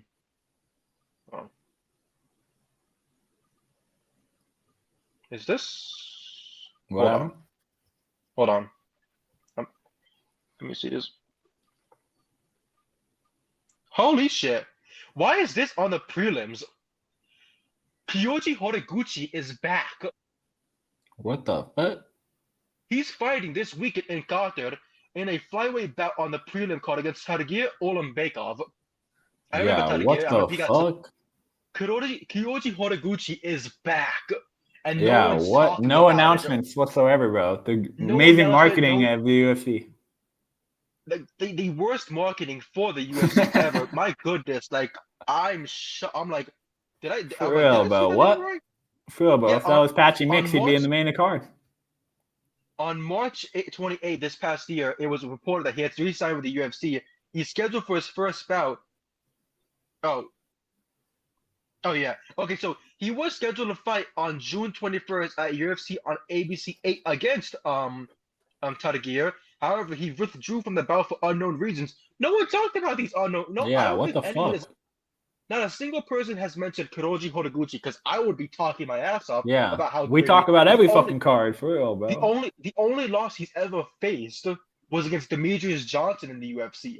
He left the UFC because he was so dominant, and because Demetrius was champion, he was like, "I'm gonna go back to Rizin. I'm gonna go and dominate there." He dominated there, and then he comes back, and he also dominated in Bellator as well. Like, it's the fact that, like, my goodness, what the hell is going Bro, on, that man? is Like, lit. But good for us. his last loss was on April 23rd, 2022 to Patchy Mix. For We've real, seen how bro. I think it's a turnaround for Patchy Mix. Like, he defeated Sergio Perez in Rizin in a rematch on June 9, 2024. He fought on New Year's Eve last December, where he won against Nakazimolo Zulu, and like, my goodness, like, they needed to be better. They need to be better than this. Like, but For real, yeah, bro. They're so slacking. but of course we have Begzat Al-Makan, who's another up and coming fighter against Alexandre Topuria. Ilya will be there this weekend, and so will Paddy Pimblett, because Paddy Pimblett's teammates Shaquin Rock, I believe, and Luke Riley are set to compete this week in separate fights on the prelims for Paddy Pimblett's school and whatnot. So that's going to be very, very exciting. I cannot wait to see what happens there. Bro, Loki is stacked fight night. Fight morning. Yeah, true. This fight morning for us. Because it's so funny. I believe the reason why they set this up not at the Apex and for the UFC Apex was because there will be nobody in attendance. I don't know if you because do you know what this weekend is? What is it? Formula One in Las Vegas. Oh shit! F1 will be there this weekend in Las Vegas, taking up the whole strip and everything else. So, like, they're going through the Apex. so the UFC's like, why would we have an event here when we know that F1 is gonna be here? All their attendance is gonna be here, so might as well go to Qatar and go. Hopefully the crowd is lit. That's what I'm hoping. Exactly. Let's go Max Verstappen. Go down Lando Norris. But whoa. I need this championship, picture to be tighter. Oscar Piastri's already been knocked out by so much. Like, his prime is over. 5 race prime, man. Lewis is getting his first podium this season. He's coming. I'm still salty about Abu Dhabi 2020 or whatever the fuck. Fucking robbed. Fuck, man. I don't know if Lewis Hamilton in his last 2 races has literally said, "I have nothing left to lose," and has crashed both times. Bro, why would he go to Ferrari, bro? For real, it's crazy.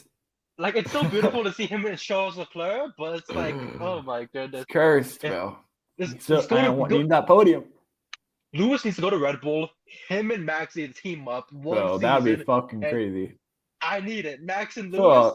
Come on, anyone else in the second Red Bull seat is just a complete shit. So at this point, they need anyone good. Yuki Tsunoda ain't shit, and Liam Lawson is being blamed for everything. Yeah, and they just fucking disappointed me bad. Exactly. Perez is better. Bring back Perez. Yeah, where is Perez? Bring back Daniel Ricciardo, my guy. Facts. Bring back the GOAT. But thank you so much to everybody who tuned in. All 1,600 of you now. My freaking goodness! Like, let's fucking go, if every week we can get a viewership like this, I'll be the happiest person in the world. It really makes me happy to be able to answer questions with Max about these fights and give my own thoughts and opinions, because I'm no professional fighter. I train, but I don't do none of that, crazy stuff and everything like that. But so thankful for everybody who tunes in and everybody. Bro, thanks for sharing your guys' thoughts. Thank you so much, everybody. Max, where can they find you on your socials? Follow me at Combat Convos on Twitter, X, whatever you want to call it. And then also at Brawl and Draw on Instagram, where I do my mixed martial arts and boxing artwork. Lots of fun over there. I am always, making a picture after each event. Gotta get one up at least. And I'm always having a fun time on there. So check it out. And and always subscribe to BodySlam. We'll always be doing this every single week and talking the fights always afterward. And, one day you guys will see me beat Rami, but it's not going to be one day. So you guys better tune in and you'll be able to see that. I hope it happens soon. I hope it happens soon. You know what I mean? But like other than that, I'm having so much fun every single time we come together and we see how crazy these fights can get and all these events how they transpire. This weekend's gonna be so much fun. We got 6 a.m. UFC card. We got a later on in the day F1 race in Las Vegas that I'm gonna be stressed out about both. Like both things are gonna be like making me want to kill myself. Pause. But like YouTube's like whoa, Whoa. Bluey. Bluey. But like, um, that you can find me on my socials at Who Else But Rami. I'm setting up a bunch of new interviews coming up in the future. I cannot wait to get those announced and get those set up and everything.